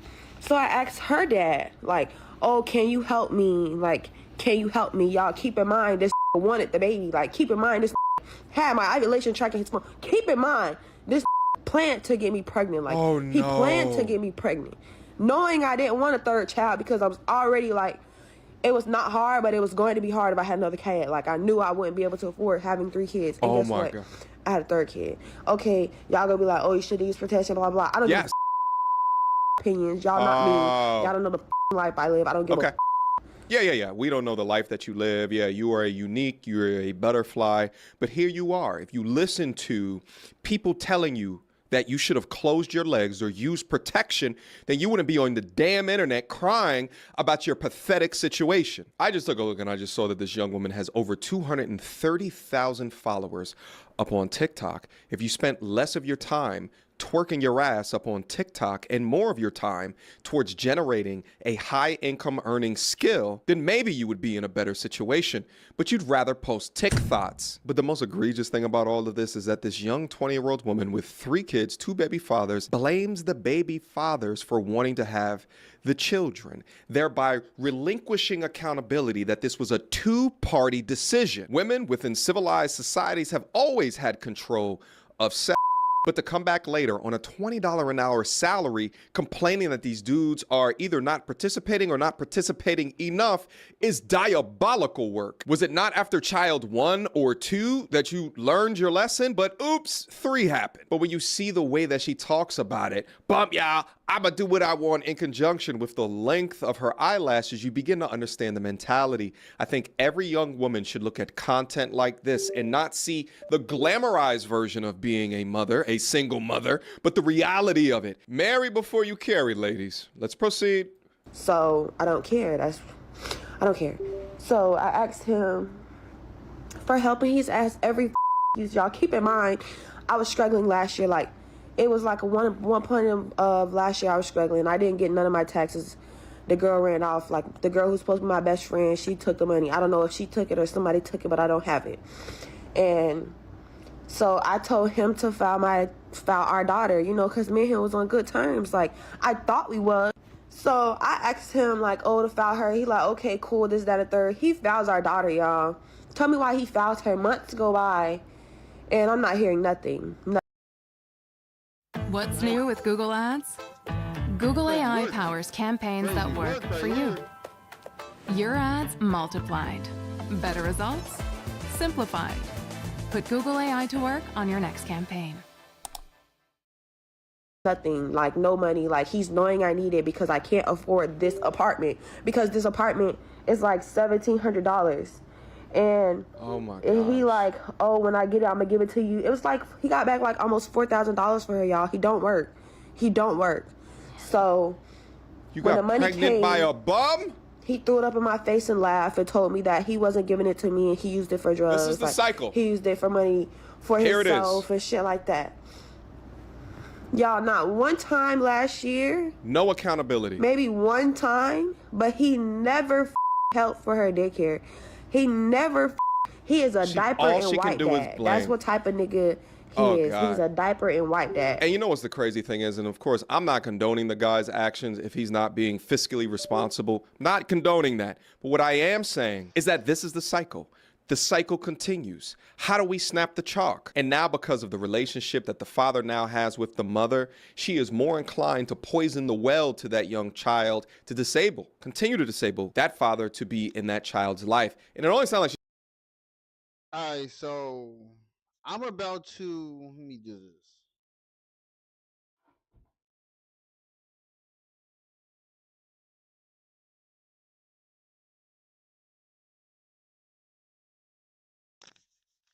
All right, so I put my little time in. So what I'm about to do is I'm about to work on my taxes right now.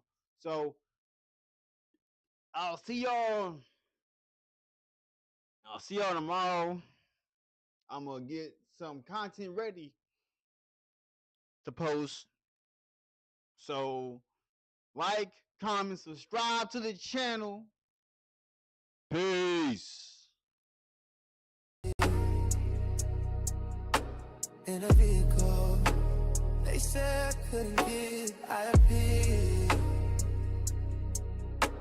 In a vehicle, they was like, what is this? You see me outside of a house, you said I couldn't